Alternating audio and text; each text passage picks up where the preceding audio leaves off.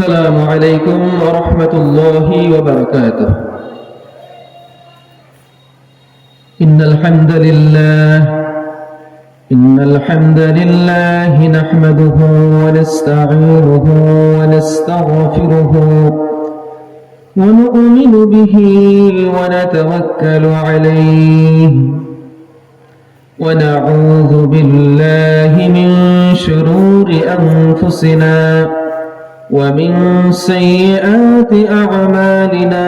من يهده الله فلا مضل له ومن يضلله فلن تجد له وليا مرشدا.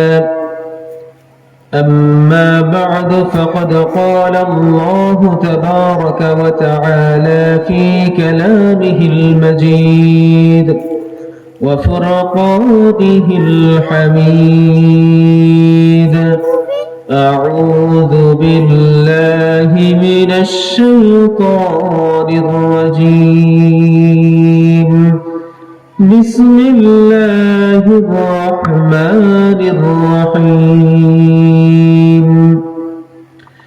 إن الله وملائكته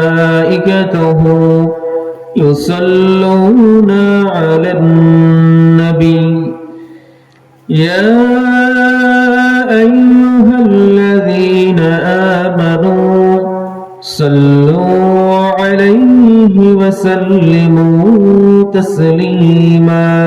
اللهم صل على محمد وعلى آل محمد كما صليت على إبراهيم وعلى آل إبراهيم إنك حميد مجيد.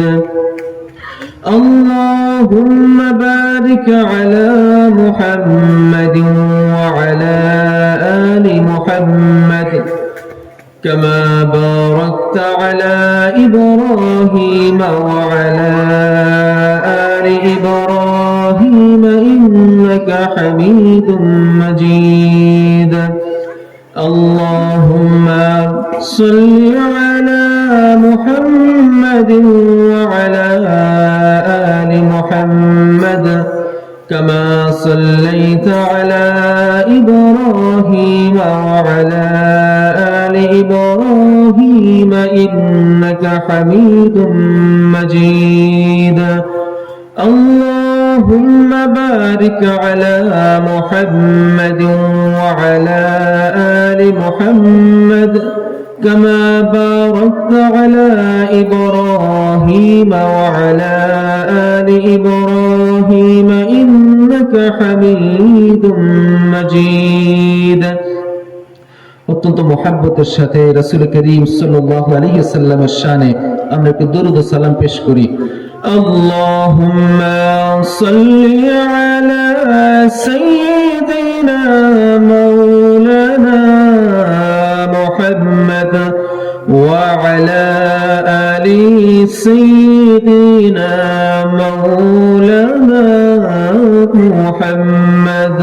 আল্লাহুম্মা সাল্লি আলা সাইয়্যিদিনা মাওলানা মুহাম্মদ ওয়া আলা আলি সাইয়্যিদিনা মাওলানা মুহাম্মদ। আল্লাহুম্মা সাল্লি আলা সাইয়্যিদিনা মাওলানা মুহাম্মদ وعلى آل سيدنا مولانا محمد. محمدنا هو سيدنا فالعز لنا لإجابته. بلغ العلا بكماله كشف الدجى بجماله. حسنت جميع خصاله. صلوا عليه وآله. هو الحبيب الذي ترجى شفاعته لكل هول من الأهوال مقتحم بلغ العلا بكماله كشف الدجى بجماله حسنت جميع خصاله صلوا عليه وآله أما بعد সর্বপ্রথম শুকরিয়া জ্ঞাপন করছি মহান রব্বুল ইজ্জতি ওয়াল জালালের, যিনি পৃথিবীর অসংখ্য অগণিত ব্যস্ততা কর্মকাণ্ডের মধ্য থেকে আমাদেরকে মুক্ত করে পূত পবিত্র হয়ে এই মুহূর্তে পৃথিবীর একটি শ্রেষ্ঠ স্থান, একটি পবিত্র স্থানে আমাদেরকে আসার, বসার, মহান রবের প্রশংসা করার, মহান রাসূলের শানে দরুদ ও সালাম পেশ করার সুযোগ করে দিয়েছেন, এরকম পরিবেশ তৈরি করে দিয়েছেন। এই জন্য মহান রবের কালিমাতুশ শুকর আদায় করি, বলি আলহামদুলিল্লাহ। কৃতজ্ঞতা জ্ঞাপন করছি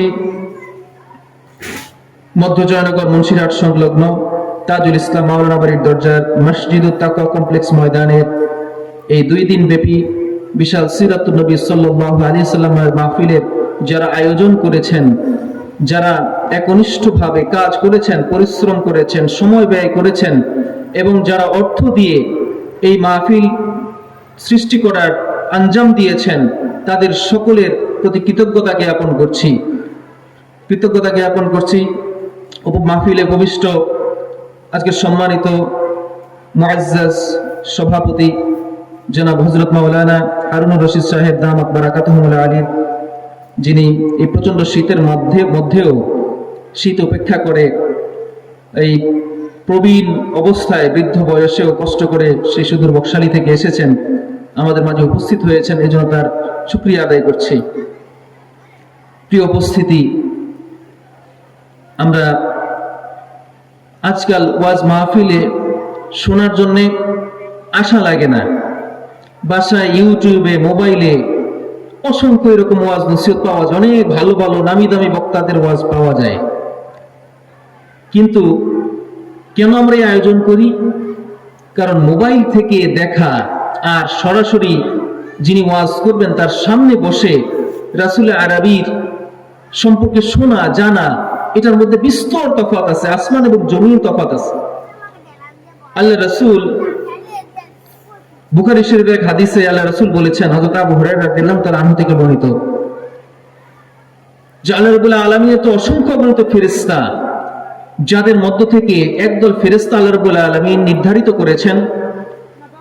আমাদের দেশে বিভিন্ন বাহিনী রয়েছে, সেনাবাহিনী, বিজিবি, পুলিশ, র্যাব, এক একটা বাহিনীর এক একটা কাজ। আল্লাহর সেনাবাহিনী হলো ফেরেশতাগণ, তারা সমস্ত নাপাকি থেকে পুত পবিত্র, সমস্ত চাহিদা থেকে তারা মুক্ত। তো তাদের একদল ফেরেশতা, একদল বাহিনীর কাজ হলো, আল্লাহ রাব্বুল আলামিন তাদের দায়িত্ব দিয়েছেন পৃথিবীতে কোথায় আল্লাহর জিকির হয়, জিকিরের মাজলিস কোথায় হয়, সেখানে গিয়ে তারা অবস্থান নেন। তো আমরা যদি ঘরে বসে মোবাইলের মধ্যে জিকির শুনি, ফেরেশতারা কি সেখানে আসবেন? আল্লাহ কি সেটাকে জিকিরের মাজলিস বলেছেন? বলেন নাই। এই জন্যই মূলত আমরা এই মাজলিসের আয়োজন করেছি, যাতে এই রহমতের ফেরেশতাদের চাদরে আমরা ঢেকে আজকের যে মেহমানরা আছেন তাদের ওয়াজ যেন আমরা শুনি। আর মূলত আমরা এখানে বক্তার আকর্ষণে নয়, বক্তৃতার আকর্ষণে আসি। বক্তৃতাটা কার শানে? রাসূল আরবীর শানে, যাকে সৃষ্টি না করা হলে পৃথিবী সৃষ্টি হতো না, যিনি দুনিয়াতে সবার শেষে এলেও সর্বপ্রথম আল্লাহ রাব্বুল আলামিন তার নূরকে সৃষ্টি করেছেন। তো তার আকর্ষণে আসতে হবে। তো এই ফেরেশতাদের কাজ হলো জিকিরের মজলিস যেখানেই দেখবে সেখানেই তারা বসে যান এবং এই মজলিসের উপর থেকে শুরু করে তাদের রহমতের পাখা তারা ঢেকে ফেলেন এবং আসমান পর্যন্ত তারা পৌঁছে যান। একজনের পিঠে একজন, একজনের পিঠে একজন, এভাবে আসমান পর্যন্ত পৌঁছে যান। আল্লাহ রাব্বুল আলামিন সর্বশেষ এই মজলিসে যারা বসে আছে তাদের সম্পর্কে আল্লাহ ফেরেশতাদেরকে সাক্ষী রেখে ঘোষণা দেন, ও আমার ফেরেশতারা, তোমরা সাক্ষী থাকো, এই মজলিসে যারা আজকে বসলো, আমার ভালোবাসা, আমার রাসূলের ভালোবাসা, এই জিকিরের মজলিসে যারা বসলো, আমি তাদের সকলকে ক্ষমা করে দিলাম। বলেন সুবহানাল্লাহ। ফেরেশতারা বেগা দিয়ে বসে। ফেরেশতারা কিন্তু আমাদেরকে সৃষ্টি করার সময় এরকম বেগা দিছিল। আল্লাহ যখন বললেন ইন্নী জাইলুন ফিল আরদি খলিফা, ফেরেশতারা বলল, আল্লাহ আপনি দুনিয়াতে এমন তো মানুষ সৃষ্টি করবেন যারা দুনিয়াতে ফাসাদ সৃষ্টি করবে, দুনিয়াতে রক্তারক্তি করবে, দুনিয়াকে নাপাক করে দিবে। আপনি তো আগেও জিন জাতি সৃষ্টি করেছিলেন যারা পৃথিবীটাকে নাপাক করে দিছে রক্তারক্তি করে। তো তারা মানব জাতির কাজ দেখলেই বেগড়া দিয়ে বসেন। তো ফেরেশতারা বলে যে আল্লাহ এখানে একদল মানুষ আছে যারা আপনার জিকিরের জন্য এখানে আসে নাই, তারা এমনিতেই আসছে, অন্য কোনো উদ্দেশ্যে আসছে, এখানে বসে গেছে, আপনার জিকিরের জন্য এখানে বসে নাই। তখন আল্লাহ রাব্বুল আলামিন বলেন, ফেরেশতারা তোমার সাক্ষী থাকো, হুমুল জুলাসাউল্লাযীনা লাম ইয়াশকা বিহিম জালিসুহুম, বলে সুবহানাল্লাহ। আল্লাহ বলেন এটা এমন একটা মজলিস যেখানে বসে কেউ বৃথা মনোরথ হতে পারে না। এখানে যদি কেউ অনাহুত বেহুদাও বসে থাকে তার উপরেও আল্লাহর রহমত নাজিল হয়ে যায়। সুবহানাল্লাহ। এই জন্য আমরা যারা এদিক সেদিক ঘোরাফেরা করি, চায়ের দোকানে, পানের দোকানে, বাসায় বসে আড্ডা দিচ্ছি, আমাদের 24টা ঘন্টার অধিকাংশ সময়টাই ব্যয় হয়ে যায় আপনার অনাহুত কাজে, বেহুদা কাজে। আমরা ভালো কাজও করি, খারাপ কাজও আমাদের দ্বারা হয়, মিথ্যা হয়, চগলখড়ি হয়, আবার নামাজও পড়ি, রোজাও রাখি, সকালে কোরআন তেলাওয়াত করি, নেক কাজও হয়, বদ কাজও হয়। তবে হিসাব করলে 24 ঘন্টার মধ্যে আপনারা দেখবেন যে আমাদের অধিকাংশ সময়টা অনাহুত কাজে চলে যায়। আমরা পাপ কাজও করি না, ভালো কাজও করি না, অনাহুত কাজে শুধু বসে থেকে গল্পগুজব করে সময় চলে যায়। আল্লাহ রাব্বুল আলামিন বলেন, ক্বাদ আফলাহাল মুমিনুন আল্লাযীনা হুম ফি সালাতিহিম খাশিউন ওয়াল্লাযীনা হুম আনিল লাগwi মুরিদুন। আল্লাহ বলেন ওইসব মুমিনেরা সফলকাম যারা নামাজে একনিষ্ঠভাবে আদায় করে। আর দ্বিতীয় শর্ত দিয়েছেন যারা অনাহুত বেহুদা কাজ থেকে নিজেরা বিরত থাকে। সুবহানাল্লাহ বলবেন না? পাপ কাজের কথা আল্লাহ বলেন নাই, বলছেন অনাহুত বেহুদা কাজ থেকে যারা বিরত থাকে। অনাহুত বেহুদা কাজ কোনগুলা? যে কথা বলার মধ্যে কোনো উদ্দেশ্য নাই, এমনি গল্পগুজব করা, এটার দ্বারা ভালো কাজও নাই, নেক কাজও নাই, ভালো কোনো কাজও হবে না, ভালো কোনো কথাও হবে না, এমনিতে কথা বলার কোনো এটা কোনো অর্থ নাই, এরকম কথাকে বলা হয় অনাহুত কথা, লাগুন। আর অনর্থক কাজ, যে কাজের মাধ্যমে কোনো উপকারিতাও নাই, অপকারিতাও নাই, কোনো উদ্দেশ্যও নাই, শুধু শুধু কাজ করে যাওয়া। তো এই যে অনাহুত বেহুদা কাজে আমাদের 24 ঘন্টার মধ্যে অনেকটা সময় ব্যয় হয়ে যায়। আমরা যদি 50 বছরও হায়াত পাই, দেখা যাবে 50 বছরের মধ্যে প্রায় 25টা বছর আমরা এই অনাহুত কাজেই ব্যয় করে দেই, ঘুমায়া বসে থেকে গল্প গুজব করে কাটিয়ে দেই।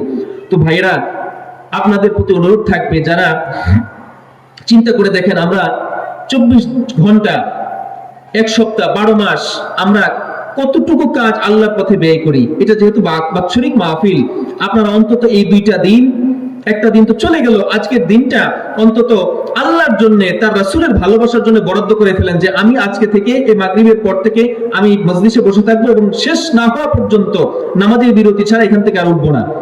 আল্লাহ রাব্বুল আলামিন হয়তোবা এই ওসিলে আপনাকে আপনার সমস্ত জীবনের গুনাহ খাতা মাফ করে দিতে পারেন। বলে সুবহানাল্লাহ। আল্লাহ পারেন কিনা? সারা জীবন ব্যভিচার করেছে একটা মহিলা, সে ব্যভিচারের টাকা দিয়ে সে জীবন ধারণ করেছে, শেষ জীবনে গিয়া কোন একটা দিন সে একটা কুকুরকে, নিকৃষ্ট কুকুরকে পানি পান করাইছে। এই ওসিলে আল্লাহ তার সমস্ত জীবনের গুনাহ খাতা মাফ করে দিয়েছেন। ওই মহিলাও হয়তো জানতো না যে আল্লাহ আমার এই ছোট্ট নিকৃষ্ট একটা কুকুরকে পানি পান করানোটা আল্লাহ এত কবুল করে নেবেন। ওই মহিলাও ভাবে নাই, সে আল্লাহর এই প্রাণীর প্রতি, আল্লাহর সৃষ্টি কুকুরের প্রতি একটু মায়াশীল হয়েছিল, আল্লাহ এই মায়ার কারণে তাকে ক্ষমা করে দিয়েছেন। আরেকটা রিওয়ায়াতে আছে, এক লোক সব সময় মূর্তির পূজা করতে, বলতো ইয়া সানাম, ইয়া সানাম, ইয়া সানাম, সানাম মানে মূর্তি। হঠাৎ করে একদিন সে ভুল ক্রমে তার মুখ দিয়ে বের হয়ে গেছে ইয়া সামাদু, ইয়া সামাদু। আল্লাহ রাব্বুল আলামিন এই ওসিলে তার সমস্ত জীবনের গুনার খাতা মাফ করে দিয়েছেন। সুবহানাল্লাহ। চিন্তা করতে পারেন।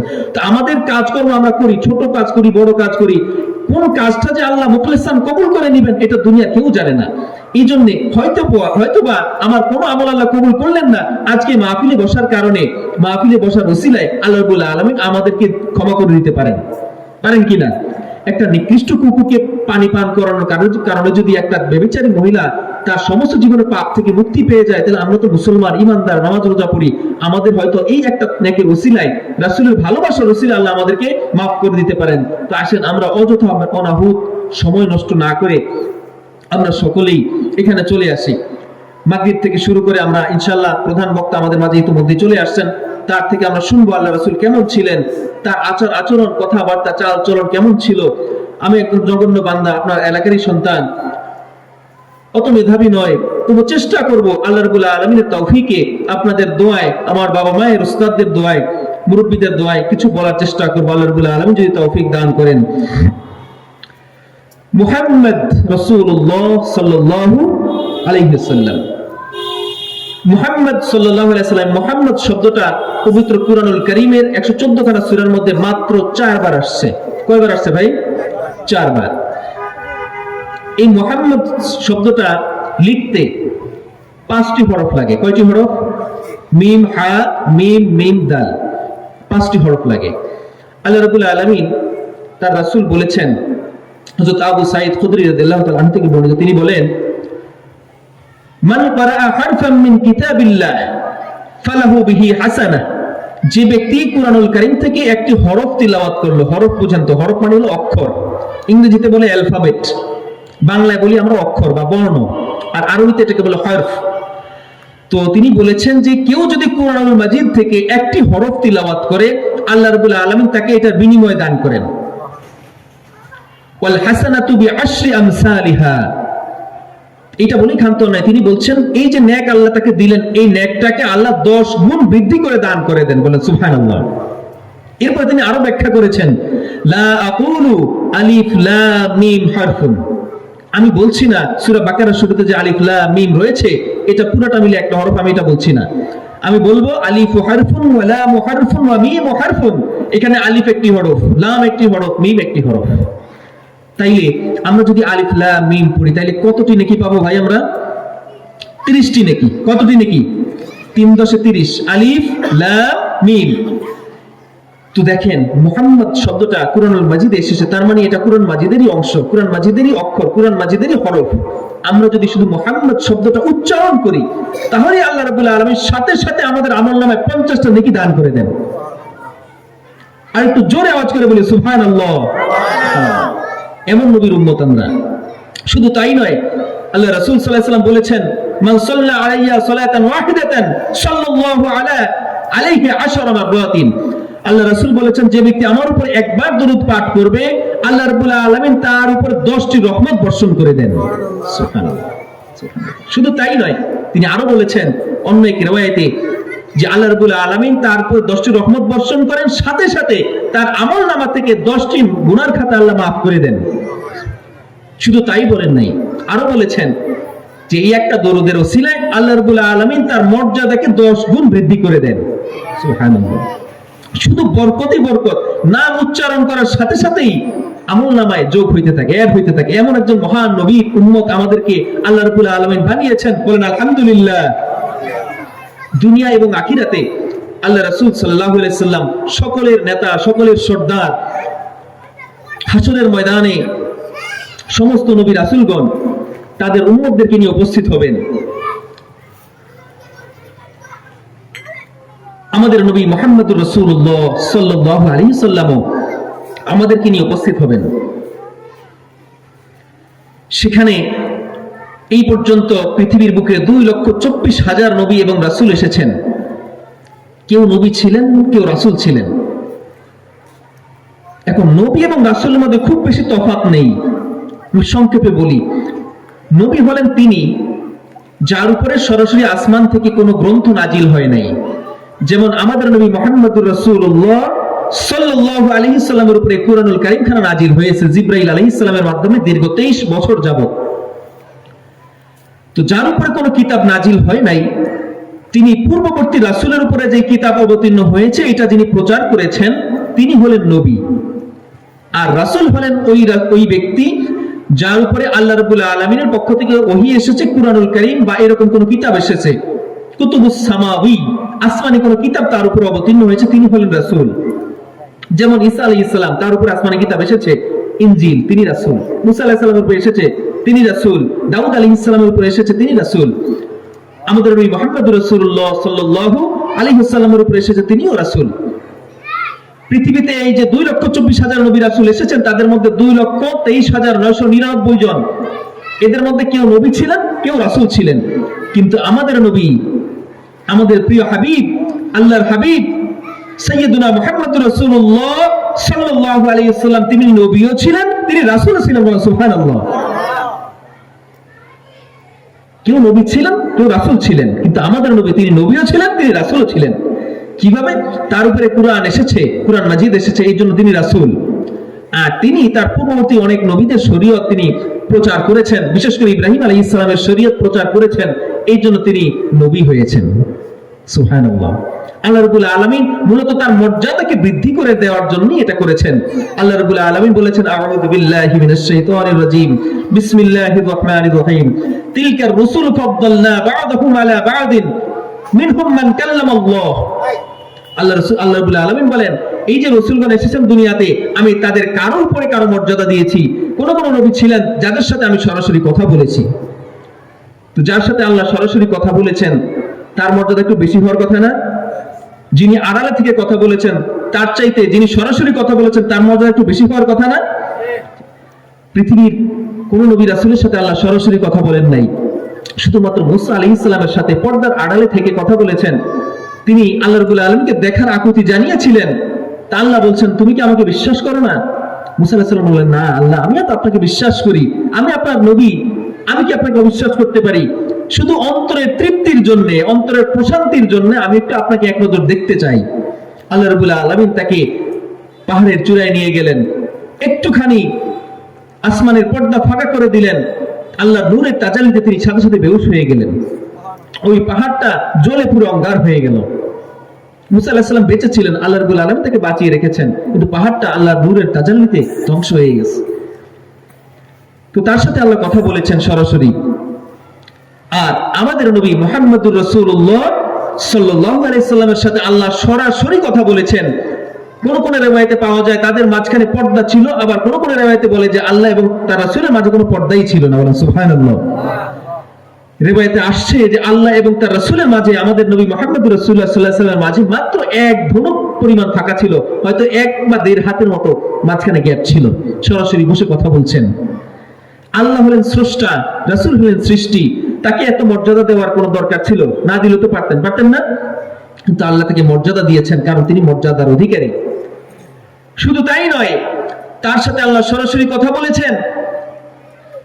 আল্লাহ তাকে চিঠি পাঠিয়ে ডেকে নিয়ে যান নাই। আমরা আমাদের বিভিন্ন অনুষ্ঠানে, বিভিন্ন সভায় সমিতিতে, বিভিন্ন প্রোগ্রামে, বিভিন্ন মাহফিলে দাওয়াত দেই কিভাবে মানুষকে। আমরা কি করি? যার সাথে আমাদের সম্পর্ক যতটুকু, তার প্রতি আন্তরিকতাটাও ততটুকু আসে। যেমন একজন মানুষের সাথে রাস্তায় দেখা হলো, ভাই পরশুদিন আমার মেয়ের বিয়ে, আপনার দাওয়াত থাকলে আপনি চলে আসবেন। আর যদি রাস্তায় তার সাথে দেখা না হয় তাহলে দাওয়াতই দেই না। আর এর চাইতে একটু সম্পর্ক ভালো যার সাথে, তাকে বলি তার বাসায় গিয়ে আমি সরাসরি মুখে দাওয়াত দিয়ে আসি, ভাই আগামী পরশুদিন আমার মেয়ের বিয়ে, আপনি দয়া করে উপস্থিত থাকবেন, আপনি থাকলে আমি আনন্দিত হব। আবার এর চাইতে সম্পর্ক আরো বেশি ভালো যার সাথে, তাকে কি করি? সরাসরি তার কাছে একখানা চিঠি লিখি, হাতে না টাইপ করে সুন্দর করে লিখে তার নামে ওইখানে খামে পাঠিয়ে দিই, বা নিজে হাতে গিয়ে দিয়ে আসি, ভাই পরশুদিন আমার মেয়ের বিয়ে, আপনি উপস্থিত থাকবেন অবশ্যই পরিবার সহ, কার্ড দিয়ে আসি। ঠিক কিনা ভাই? আর যার সাথে আরো বেশি সম্পর্ক ভালো, যার সম্মান আমার চাইতে বেশি, তার জন্য কি করি?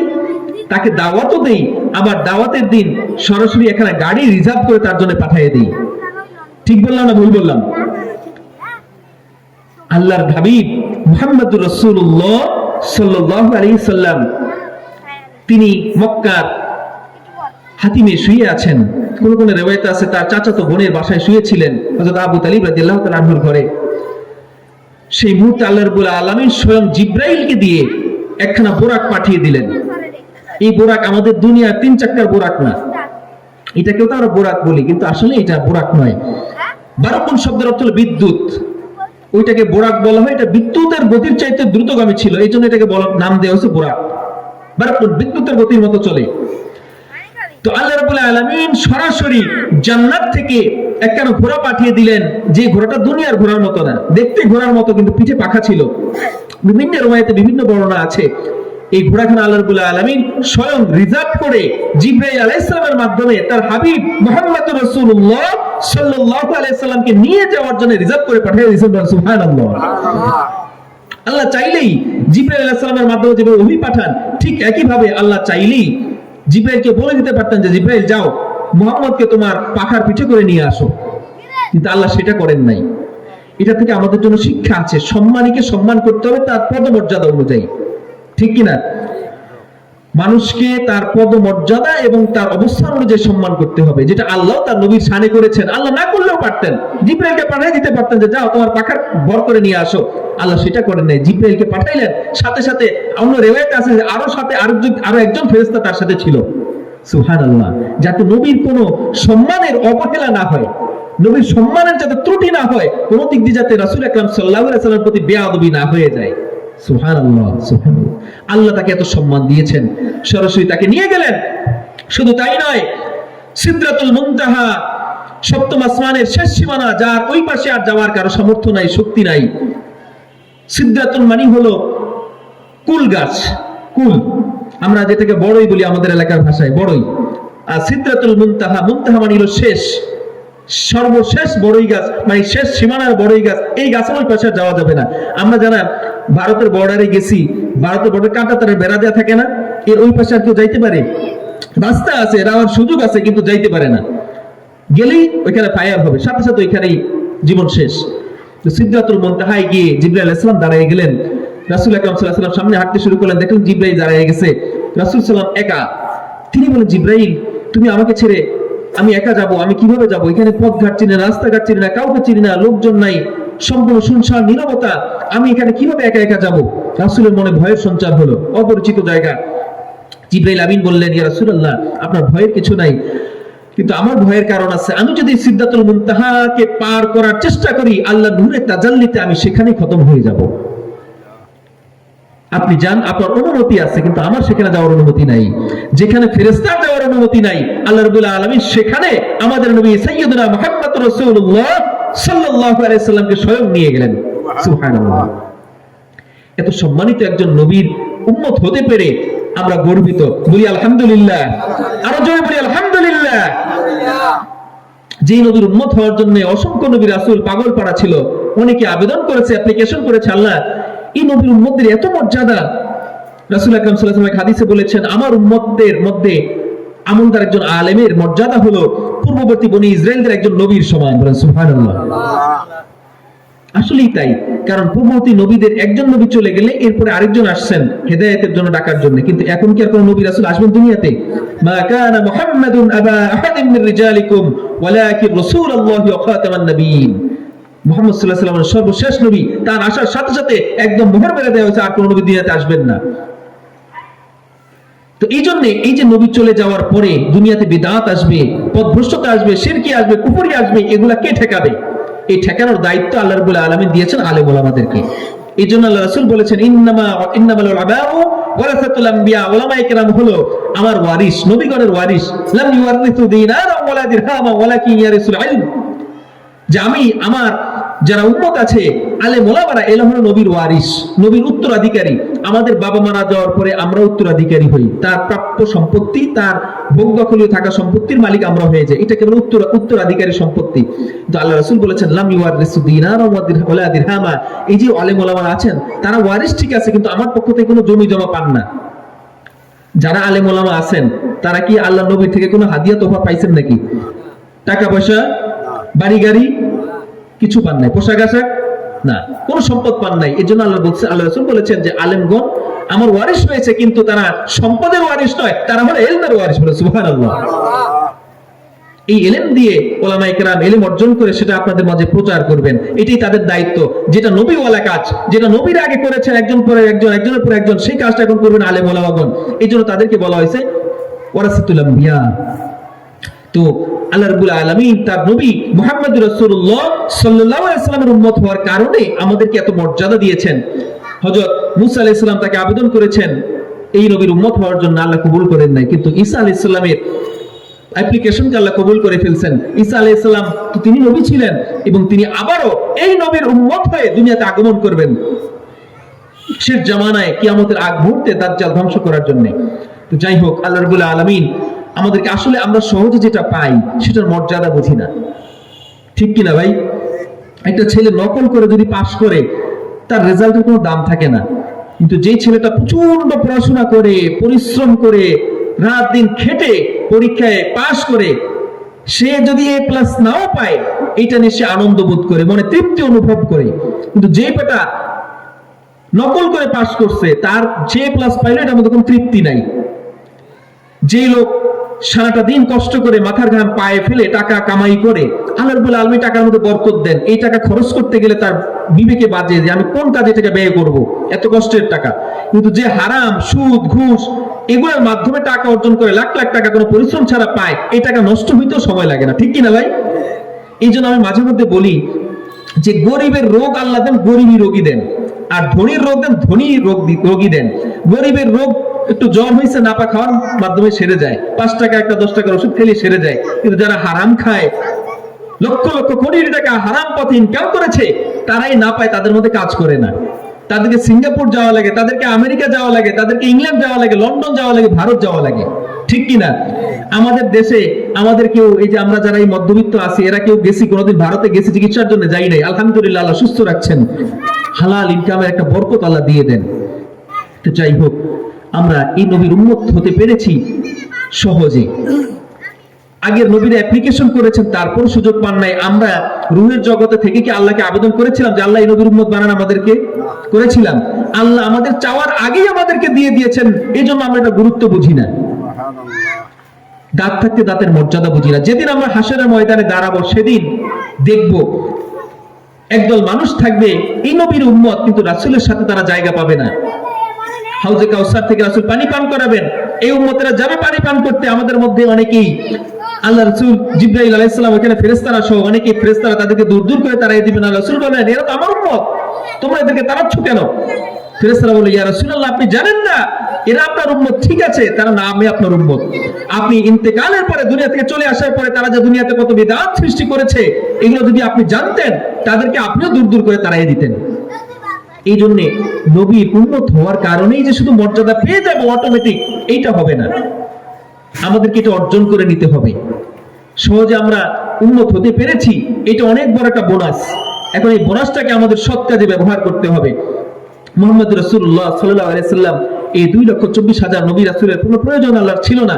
একজন নবী যদি পাঠিয়ে দিতেন, তার মাধ্যমেই তিনি দিন প্রচার করলেই শেষ হয়ে যেত, ঠিক না ভাই? একখানা কিতাব নাজিল করে দিতেন, তিনি এটা প্রচার করে যেতেন, আজ পর্যন্ত সেই কিতাবই সবাই ফলো করতে পারতো। কিন্তু এটা আল্লাহ কেন করলেন? 2,24,000 নবী রাসূল কেন পাঠালেন?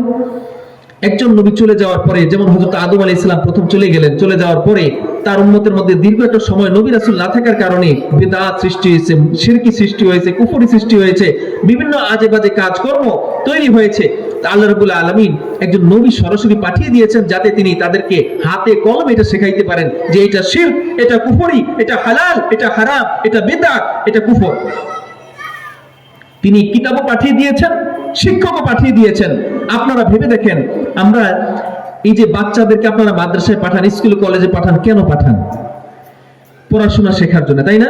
মাদ্রাসায় পাঠান দিন শেখার জন্য, আর স্কুল কলেজে পাঠান জেনারেল শিক্ষিত হওয়ার জন্য, শিখে সে দেশের সেবা করবে। এটা কোনো প্রয়োজন ছিল? আমরা তো পারতাম যে স্কুলে যেগুলা পড়ায় 10-12টা বই, আমরা ওই বইগুলা কিনে তাকে দিয়ে দিতে পারতাম, তুমি ঘরে বসে বসে পড়ো, পরে ডাক্তার হয়ে যাও, ইঞ্জিনিয়ার হয়ে যাও, ব্যারিস্টার হয়ে যাও। পারতাম না? স্কুলে কেন পাঠাই, মাদ্রাসায় কেন পাঠাই? কারণ একজন উস্তাদের দরকার আছে। উস্তাদ ছাড়া ইলম অর্জন করার সুযোগ নাই। এটা আল্লাহর শিক্ষা, যে আমি চাইলে তোমাদের উপরে কিতাব পাঠিয়ে দিতে পারতাম, কোন মানুষকে নবী না করে একজন ফেরেশতা পাঠিয়ে দিতে পারতাম। ফেরেশতা আইসাই তোমরা কোনো কথা না বললে একবার এদের সুযোগ করে ফেলাইতো। দেখেন না আমাদের দেশের সেনা শাসন কেমন?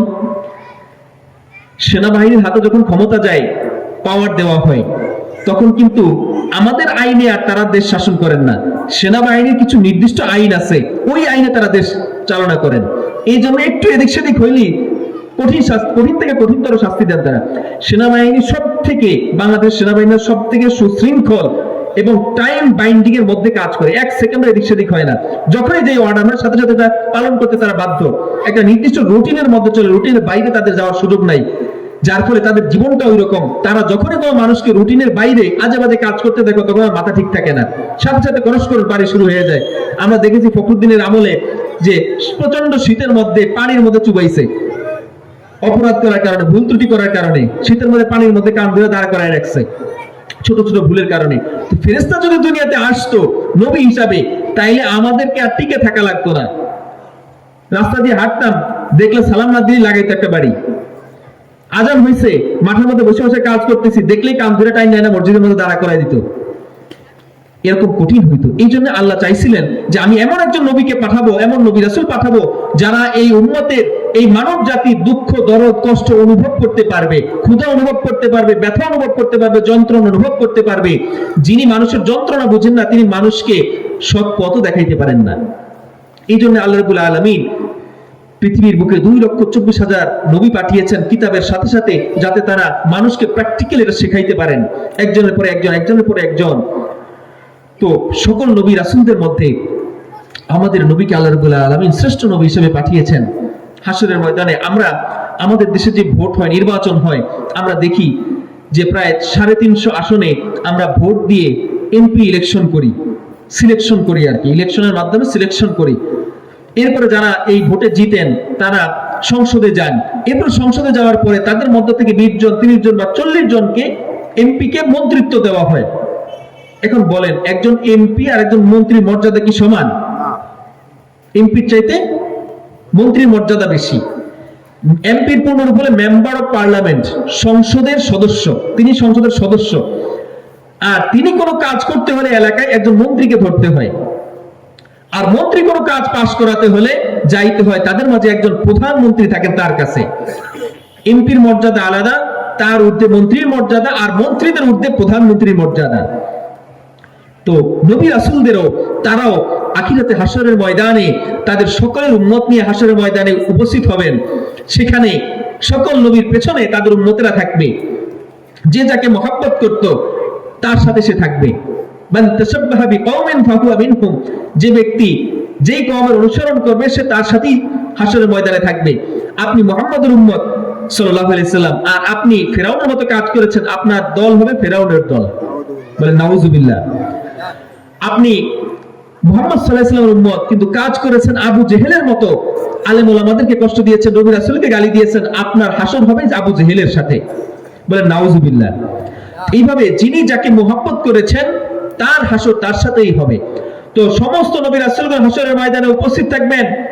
সেদিন মুহাম্মদ সাল্লাল্লাহু আলাইহি ওয়াসাল্লামের পিছনে উম্মতে মুহাম্মদী, ঈসা আলাইহিস সালামের পিছনে উম্মতে ঈসা, মুসা আলাইহিস সালামের পিছনে উম্মতে মুসা, দাউদ আলাইহিস সালামের পিছনে উম্মতে দাউদ, শুআয়ব আলাইহিস সালামের পিছনে উম্মতে শুআয়ব।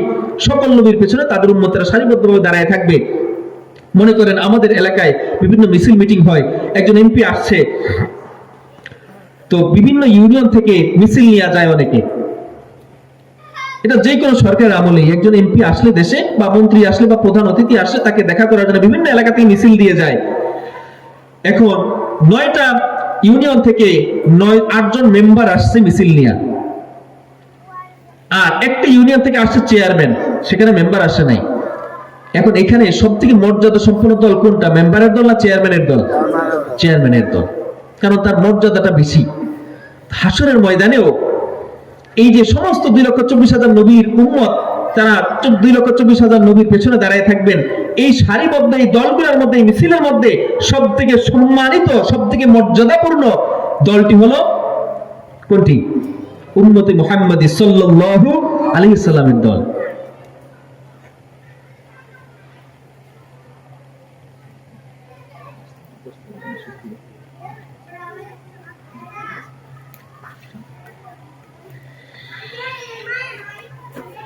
তো সেদিন হাসরের ময়দানে উম্মত মুহাম্মদী হবে সর্বশ্রেষ্ঠ উম্মত, এবং মুহাম্মদ রাসূলুল্লাহ হলেন সর্বশ্রেষ্ঠ রাসূল। আল্লাহ রাব্বুল আলামিন রাসূল আকরাম সাল্লাল্লাহু আলাইহি সাল্লামকে দুনিয়াতে পাঠিয়েছেন সবার আগে না সবার শেষে? সবার আগে।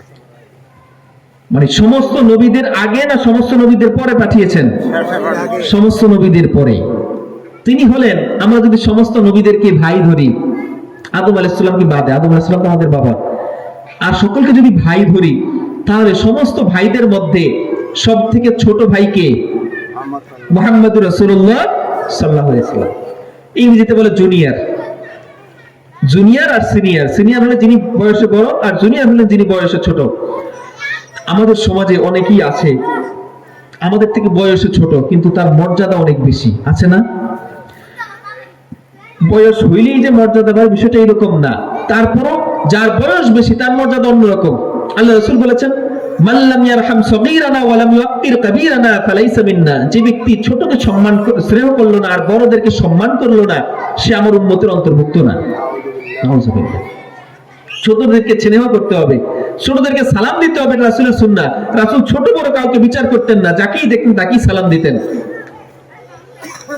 চিনুক আর না চিনুক, চেনা বা অচেনা, পরিচিত বা অপরিচিত, সকলকে সালাম দিতেন, ছোট হোক আর বড় হোক। তো ছোটদেরকে স্নেহ করতে হবে, বড়দেরকে সম্মান করতে হবে। এখানে কিন্তু বয়সে বড় যারা তাদেরকে, আর এলেম আমলে যারা বড় তাদেরকেও সম্মান করতে হবে। তো বয়সের মর্যাদাটা আলাদা। আর সমাজে দেশে এমন এমন ব্যক্তিরা আছেন যাদের বয়স অনেক কম, কিন্তু আমলে, আকীদায়, এলেমে, কালামে তারা মর্যাদা, তাদেরকে আল্লাহ বৃদ্ধি করে দিয়েছেন। আমাদের দেশে অনেক আলেম ওলামাগণ, হাফিজুর রহমান কুয়াকাটা, হ্যাঁ, তারপরে মিজানুর রহমান আজহারি, আমির হামজা, এদের মর্যাদা কি দেশের সব মানুষের মতো না? অনেক ঊর্ধ্বে, অনেক ঊর্ধ্বে। মানুষ তাদেরকে অনেক সম্মান করে, শায়েখ বলে ডাকে, স্নেহ করে দেখে, তাদের নাম ধরেও ডাকে না। সুবহানাল্লাহ। তো আল্লাহ রাব্বুল আলামিনও আমাদের নবী মুহাম্মদ রাসূলুল্লাহ সাল্লাল্লাহু আলাইহি সাল্লাম সবার জুনিয়র, সব নবীর ছোট, সবার বয়সে ছোট, সবার শেষে দুনিয়াতে আসছেন, কিন্তু তার মর্যাদা আল্লাহ সমস্ত নবী রাসূলের ঊর্ধ্বে দিয়ে দিয়েছেন। সুবহানাল্লাহ। তার মানে বোঝা যায় যে শুধু বয়সেই মানুষের মর্যাদা বাড়ে না, এলিমেও আমলেও মর্যাদা বাড়ে, ঠিক কিনা? আর মর্যাদার মালিক কে? আল্লাহ। যাকে ইচ্ছা মর্যাদা দেন, আর যাকে ইচ্ছা লাথি মেরে তার সিংহাসন থেকে নামাইয়ে দেন, ঠিক কিনা? ফেরাউন 36 লক্ষ, কোন কোন রিওয়ায়াতে 30 লক্ষ সেনাবাহিনীর অধিপতি ছিল। সেই ফেরাউনকে কিভাবে এক হাঁটু পানির মধ্যে ডুবাই মেরে দিলেন, ধ্বংস করে দিলেন। জালিমদের পরিণতি এরকমই করেন আল্লাহ। তো যাই হোক, আমাদের নবী মুহাম্মদ রাসূলুল্লাহ সাল্লাল্লাহু আলাইহি ওয়াসাল্লাম দুনিয়াতে যদিও সবার শেষে আসছেন, সব নবীর জুনিয়র, কিন্তু আল্লাহ রাব্বুল আলামিন সর্বপ্রথম যে সৃষ্টিটাকে সৃষ্টি করেছেন তিনি হলেন সাইয়্যিদুনা মুহাম্মদুর রাসূলুল্লাহ সাল্লাল্লাহু আলাইহি ওয়াসাল্লামের নূর সৃষ্টি করেছেন। আল্লাহ রাসূল বলেছেন, আউয়ালু মা খালাকাল্লাহু নূরি, আল্লাহ প্রথম যে সৃষ্টিটাকে সৃষ্টি করেছেন সেটা হলো আমার নূর। বলে সুবহানাল্লাহ। তার মর্যাদা আল্লাহ বৃদ্ধি করে দিয়েছেন। এখন বলেন, আমার বাবার সম্মানে আমার সম্মান বাড়ে না কমে? আমার বাবার সম্মান যদি বাড়ে, আমার সম্মান কি কমবে না বাড়বে? আর আমার বাবার সম্মান যদি কমে, তাহলে আমার সম্মান কি কমবে না বাড়বে? কমবে। আমার বাবার সম্মানের সাথে আমারও সম্মান জড়িত। তাহলে আমার নবী মুহাম্মদুর রাসূলুল্লাহ সাল্লাল্লাহু আলাইহি ওয়াসাল্লামের সম্মান এত বেশি, তাহলে আমরা তার উম্মতে, আমাদের মর্যাদা কম না বেশি? এই জন্য একবার আল্লাহ কালিমাতু শুকর আদায় করবি, আলহামদুলিল্লাহ। আল্লাহ রাব্বুল আলামিন এই উম্মতদেরকে, আল্লাহ রাসূলের উম্মতদেরকে বিভিন্ন ভাবে মর্যাদা দিয়েছেন আল্লাহ রাসূলের উম্মত হওয়ার কারণে। আল্লাহ রাসূল সাল্লাল্লাহু আলাইহি ওয়াসাল্লামের দুনিয়াতে আসা শুধুমাত্র একটি কওম, একটি গোত্র বা একটি সম্প্রদায়ের জন্য তিনি আসেন নাই। আল্লাহ রাব্বুল আলামিন বলেন, আউযু বিল্লাহি মিনাশ শাইতানির রাজীম, বিসমিল্লাহির রহমানির রহিম, ওয়া মা আরসালনাকা ইল্লা রাহমাতাল লিল আলামিন। হে রাসূল, আমি আপনাকে শুধুমাত্র কোন একটা দেশ, কোন একটা জাতি, কোন একটা গোত্রের জন্য আমি প্রেরণ করি নাই, আমি আপনাকে সমগ্র পৃথিবীর সমস্ত মানব জাতির জন্য রহমত হিসেবে প্রেরণ করেছি। সুবহানাল্লাহ, সুবহানাল্লাহ। আগেকার নবী রাসূলগণ একটা নির্দিষ্ট কওম, একটা নির্দিষ্ট জাতির প্রতি অবতীর্ণ হতেন। কারণ কি? কারণ তখনকার সময় কিন্তু একজন নবী যে এক দেশ থেকে গিয়ে আরেক দেশে, দূরের দেশে পার হয়ে দাওয়াত দিবেন, সেরকম যানবাহন ছিল না। আল্লাহ এই জন্য একই সময়ে কয়েক এলাকায় কয়েকজন নবী ছিলেন। শুধুমাত্র আমাদের নবীর সময়, শুধুমাত্র কয়েকজন নবীর ক্ষেত্রে এটা হয়েছে যে শুধুমাত্র তিনি একমাত্র নবী বা রাসূল ছিলেন। কিন্তু এমন অনেক সময় গেছে যে একই সময়ে কয়েকজন নবী পৃথিবীর কয়েক জায়গায় দায়িত্ব পালন করেছেন। তো এক একজন নবী এক একটা দেশে, এক একটা এলাকায়, যেমন আমাদের ভোলার জন্য একজন নবী, আমাদের বরিশালের জন্য একজন নবী, ঢাকার জন্য একজন নবী, এইভাবে একটা নির্দিষ্ট এলাকার জন্য একজন করে আল্লাহ নবী দিয়েছেন। কারণ তখনকার যাতায়াত ব্যবস্থা এরকম ছিল না। মানুষের হেদায়েতের জন্য নবীরা দূর দূরান্তে ছুটে যেতে পারতেন না। কিন্তু আল্লাহ তো জানতেন যে উম্মতে মুহাম্মদী, মুহাম্মদ সাল্লাল্লাহু আলাইহি ওয়াসাল্লামের পরে এমন এমন উম্মতদেরকে আমি পাঠাবো দুনিয়াতে যারা এক মুহূর্তের মধ্যে এক দেশ থেকে আরেক দেশে চলে যেতে পারবে। সেই ব্যবস্থা আল্লাহ আগেই করে রাখছেন, আগেই তো এটা লিখে রাখছেন। আর এখন আমরা এই 1300-1400 বছর পরে এসে দেখতেছি যে না, আসলেই রকেটের মাধ্যমে কয়েক মুহূর্তে আমরা এক দেশ থেকে আরেক দেশে চলে যাই। আগে হজ করতে যেতে 5-6 মাস সময় লেগে যাইতো, নদী পথে যেতে হইতো, ট্রলারে যাওয়া লাগতো, কখনো কখনো ডুবে যাইতো। আর এখন একটা প্লেনে চললে মাত্র 4-5 ঘন্টার মধ্যেই চলে যাওয়া যায়। ভবিষ্যতে হয়তো এরকম সময় আসবে যে হয়তো আধা ঘন্টা সময় লাগবে না সৌদি আরব পৌঁছাইতে। আল্লাহর কাবা শরীফ দেখার সুযোগে অপেক্ষা থাকা লাগবে না মাত্র আধা ঘন্টাও। আল্লাহ রাব্বুল আলামিন আমাদের সকলকে তার কাবার দর্শন করার তৌফিক দান করবেন, আমিন। আল্লাহ রাব্বুল আলামিন এগুলো আগে থেকেই জানতেন যে আমার এই মুহাম্মদ সাল্লাল্লাহু আলাইহি ওয়াসাল্লাম উম্মতেরা সমগ্র পৃথিবী ভ্রমণ করতে পারবে, সুতরাং তাদের জন্য আলেম ওলামাই যথেষ্ট, আর কোনো নবী রাসূল আমার প্রেরণ করার প্রয়োজন নাই। মুহাম্মদ সাল্লাল্লাহু আলাইহি ওয়াসাল্লামের মাধ্যমেই তিনি নবুয়তের এই দরজাকে বন্ধ করে দিলেন চিরতরে। তো আল্লাহর নবী মুহাম্মদ রাসূলুল্লাহ সাল্লাল্লাহু আলাইহি ওয়াসাল্লামকে আল্লাহ কোন একটা নির্দিষ্ট কওমের জন্য নাজিল করেন নাই, কোন একটা নির্দিষ্ট দেশের জন্য নাজিল করেন নাই, তিনি নাজিল করেছেন সমগ্র বিশ্ব জাহানের জন্য। শুধু তাই নয়, আমাদের নবী মুহাম্মদ রাসূলুল্লাহ সাল্লাল্লাহু আলাইহি ওয়াসাল্লামের তার জন্ম থেকে, তার দাওয়াতি জীবন থেকে শুরু করে কিয়ামত পর্যন্ত যত মানুষ দুনিয়াতে আসছে এবং ভবিষ্যতে আসবে, কিয়ামত পর্যন্ত সমস্ত মানুষদের জন্য তিনি একমাত্র নবী এবং তিনি একমাত্র রাসূল। সুবহানাল্লাহ। সমগ্র মানুষের জন্য, অসংখ্য অগণিত মানুষের জন্য। এই জন্য হাসরের ময়দানে আমাদের এই দলটা অনেক ভারী হবে। কারণ পৃথিবীর বুকে আগে যে নবী রাসূলগণ আসছেন, কোন কোন নবী 40 জন মুসলমান হয়েছে, কোন কোন 80 জন মুসলমান হয়েছে, বলা যায় এরকম অল্প সংখ্যক উম্মত ঈমান এনেছে। কিন্তু আমাদের নবী মুহাম্মদ রাসূলুল্লাহ সাল্লাল্লাহু আলাইহি ওয়াসাল্লাম উম্মত হবে অসংখ্য উম্মত, অসংখ্য, গুণে শেষ করা যাবে না। এইজন্য আল্লাহ রাসূল সাল্লাল্লাহু আলাইহি ওয়াসাল্লাম বলেছেন, তাজাওয়াজুল বুদুদাল বালুদা, তোমরা বেশি বেশি সন্তান প্রসবকারী মহিলাদেরকে বিবাহ করো, কারণ তারা বেশি বেশি সন্তান প্রসব করলে আমার উম্মতের সংখ্যা ভারী হবে, আমি তাদেরকে নিয়ে কিয়ামতের দিন আল্লাহর সামনে গর্ববোধ করব। সুবহানাল্লাহ। তো এরকম না যে আবার বদকার সন্তান, নেককার স্ত্রী খুঁজে দেখে বাছাই করে একজন নেককার স্ত্রী বিয়ে করতে হবে। টাকা পয়সাওয়ালা দেখেই বিয়ে করে বসে, একদম সুন্দরী সুস্ত্রী দেখেই একটা পাপিষ্ঠকে বিয়ে করা আমাদের স্বভাব হয়ে গেছে। সুন্দরী দেখলে তার পড়াশোনা, এলেম কালাম, আমল আকিরা কিচ্ছু দরকার হয় না, বিয়ে করে ফেলি।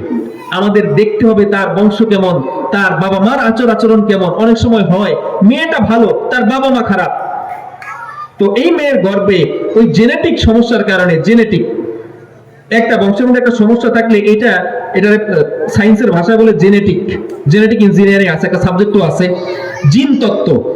এই জিনটা ওই দাদার থেকে সন্তানের মধ্যে না আইসা, সন্তানের মধ্যে থাকে কিন্তু এটা প্রকাশ পায় না, এটা নাতির মধ্যে আসতে পারে।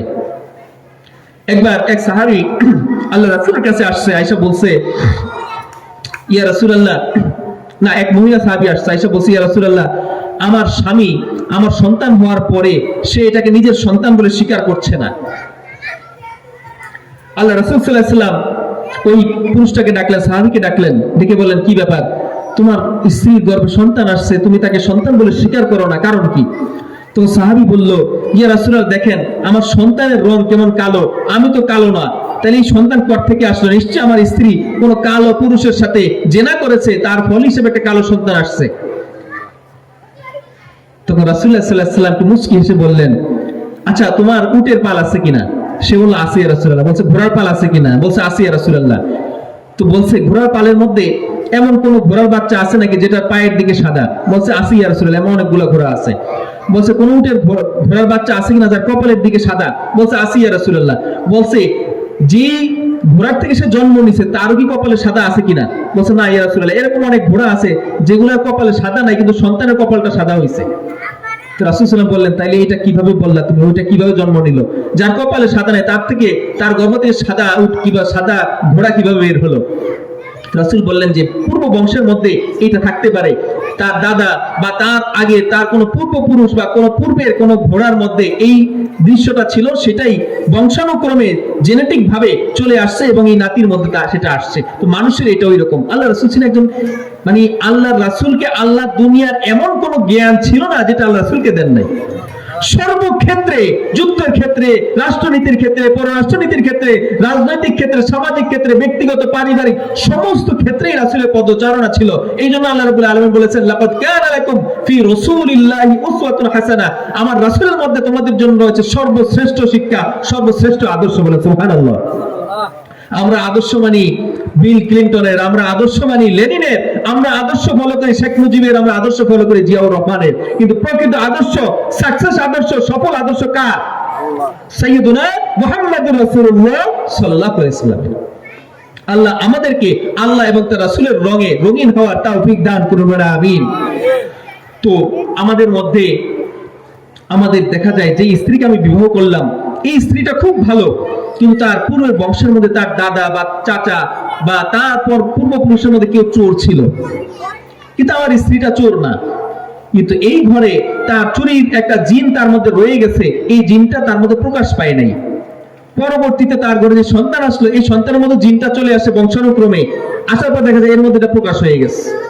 আপনার সন্তান যদি চুরি করে, সমাজে যদি তাকে জুতার মালা গলায় দেয়, আপনার কি মাথা গোজাবার ঠাই হবে? মন চাইবে দুনিয়া থেকে বিদায় হয়ে যায়। আমি আমার একটা ভালো মানুষ, জীবনে কোনো চুরি করি নাই, কারো সম্পদে হাত দেয় নাই, বিনা অনুমতিতে আমার সন্তান চুরি করে, এর থেকে লজ্জার কি হতে পারে? ঠিক না ভাই? এই জন্য দেখে শুনে বিবাহ করতে হবে। শুধু স্ত্রী মেয়ে দেখলেই হবে না, মেয়ের বাবা মা পূর্বপুরুষ কেমন ছিল এটাও দেখতে হবে। এটাকে বলা হয় কুফু, মর্যাদা, সামান্যতা। যদি এটা ফরজ না, তবে এটা দেখে করতে হবে। আল্লাহ রাসূল বলেছেন, তোমরা বেশি বেশি সন্তান প্রসবকারী নারী বিবাহ করো, আমি হাশরের ময়দানে আমার বেশি উম্মত হলে তাদেরকে আমি গর্ববোধ করব। সমস্ত নবীদের ছোট ছোট উম্মত, ছোট ছোট দল, আর আমার হবে বিশাল বড় দল। আমার মর্যাদা বেড়ে যাবে না? নেতার কাছে সমস্ত ইউনিয়ন থেকে মিছিল গেল, 4-5 জন একটা মিছিল গেছে, আর 100 জন একটা মিছিল গেছে, এমপি কারো সম্মান করবে বেশি? যার দলটা একটু বেশি ভারী, তাই না? তো আমাদের প্রতিও আল্লাহ রাসূলের, আল্লাহ রাব্বুল আলামিনের দৃষ্টি থাকবে বড়। যারা বড় উম্মত, এদের এই দলে লোক ভারী, এদের প্রতি মর্যাদা, এদের প্রতি দৃষ্টি থাকবে অন্যরকম। আল্লাহ এইভাবে আল্লাহ রাব্বুল আলামিন তার রাসূলকে সম্মানিত করেছেন, সমগ্র পৃথিবীর জন্য নাজিল করেছেন, কোন একটা নির্দিষ্ট ভূখণ্ডের জন্য নাজিল করেন নাই। আর পূর্ববর্তী উম্মত যারা ছিল দুনিয়াতে, এরা পাপ কাজ করার সাথে সাথেই ডাইরেক্ট অ্যাকশন হইত। আমাদের বাংলাদেশে অ্যাকশন হয় ধীরে ধীরে। কোন একটা আদালতে যদি মামলা যাইতে পারে, এইটা 14 পুরুষ শেষ হয়ে গেলে মামলা শেষ হয় না। ঠিক না ভাই? যারা মামলায় পড়ছেন এরা বুঝেন। আগেকার মানুষ নাকি অভিশাপ দিত, আল্লাহ হয় ওরে মেডিকেলে ভর্তি করাক, নাইলে ওরে মামলার মধ্যে ফেলাক। কারণ এই দুইটা জিনিস মানুষের জীবনকে অতিষ্ঠ করে দেয়। হসপিটালে গেলে সুস্থ মানুষ অসুস্থ হয়ে যায়, আর আদালতের মামলায় পড়ে গেলে তার আর মরার আগে তার সন্তান এই মামলা থেকে রেহাই পায় না।